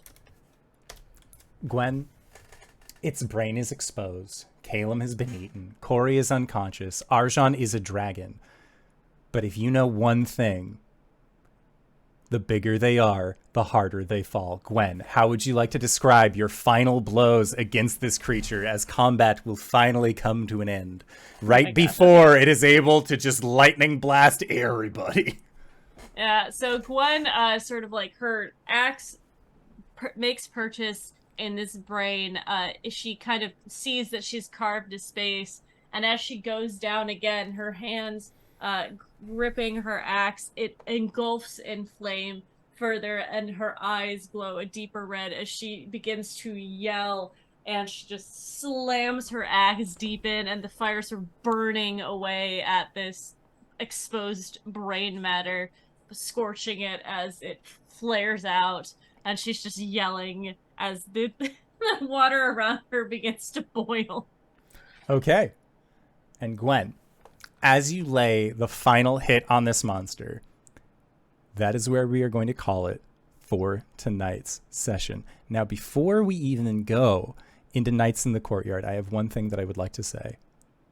Thank you all for sticking with us through the longest arc that we have had in Four Keeps history. Welcome to level 19. When we return next week, we'll have a brand new arc and some brand new bullshit to get to. Hopefully with all these same folk, because, you know, nobody died, and let's just let that number 54 rest a while. I'm sure it's fine. And speaking of things that are mighty fine, RJ, where can we find you? What do you do? RJustice282 on Twitter and Twitch, DanaeKeener.com. LBHackEmUp, Twitter and Twitch, DanaeKeener.com. RJustice.com.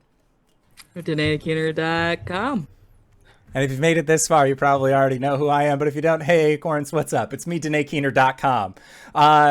It's me, the Indoor Adventurer, the showrunner here at twitch.tv/Indoor Adventures. We do shows like this on Monday, Thursday, and Sunday at 6 o'clock p.m. Pacific Standard Time, at least for the foreseeable future. Hopefully, once I get my job that I'm starting next week all wrangled and fun, things will be looking a lot better for scheduling. But in the meantime, I'd like to say thank you to everybody who decided to stick with us for this game. I know it was a long one. But combat was rather fun, I would say. I'm going to be writing up the stat block for this Elder Brain Kraken. So if you want to use that in your home game, feel free to put in that little tidbit of fun. In the meantime, we are going to be going into our Patreon supported after show, Nights in the Courtyard. Go to patreon.com/Indoor Adventures to check up on that their show. In the meantime, once again, I'd like to say thank you to everybody who decided to stop on by. Thank you to these players for putting up with my bullshit once again this week. And we'll see all of you guys next time. All right, everybody. Bye-bye!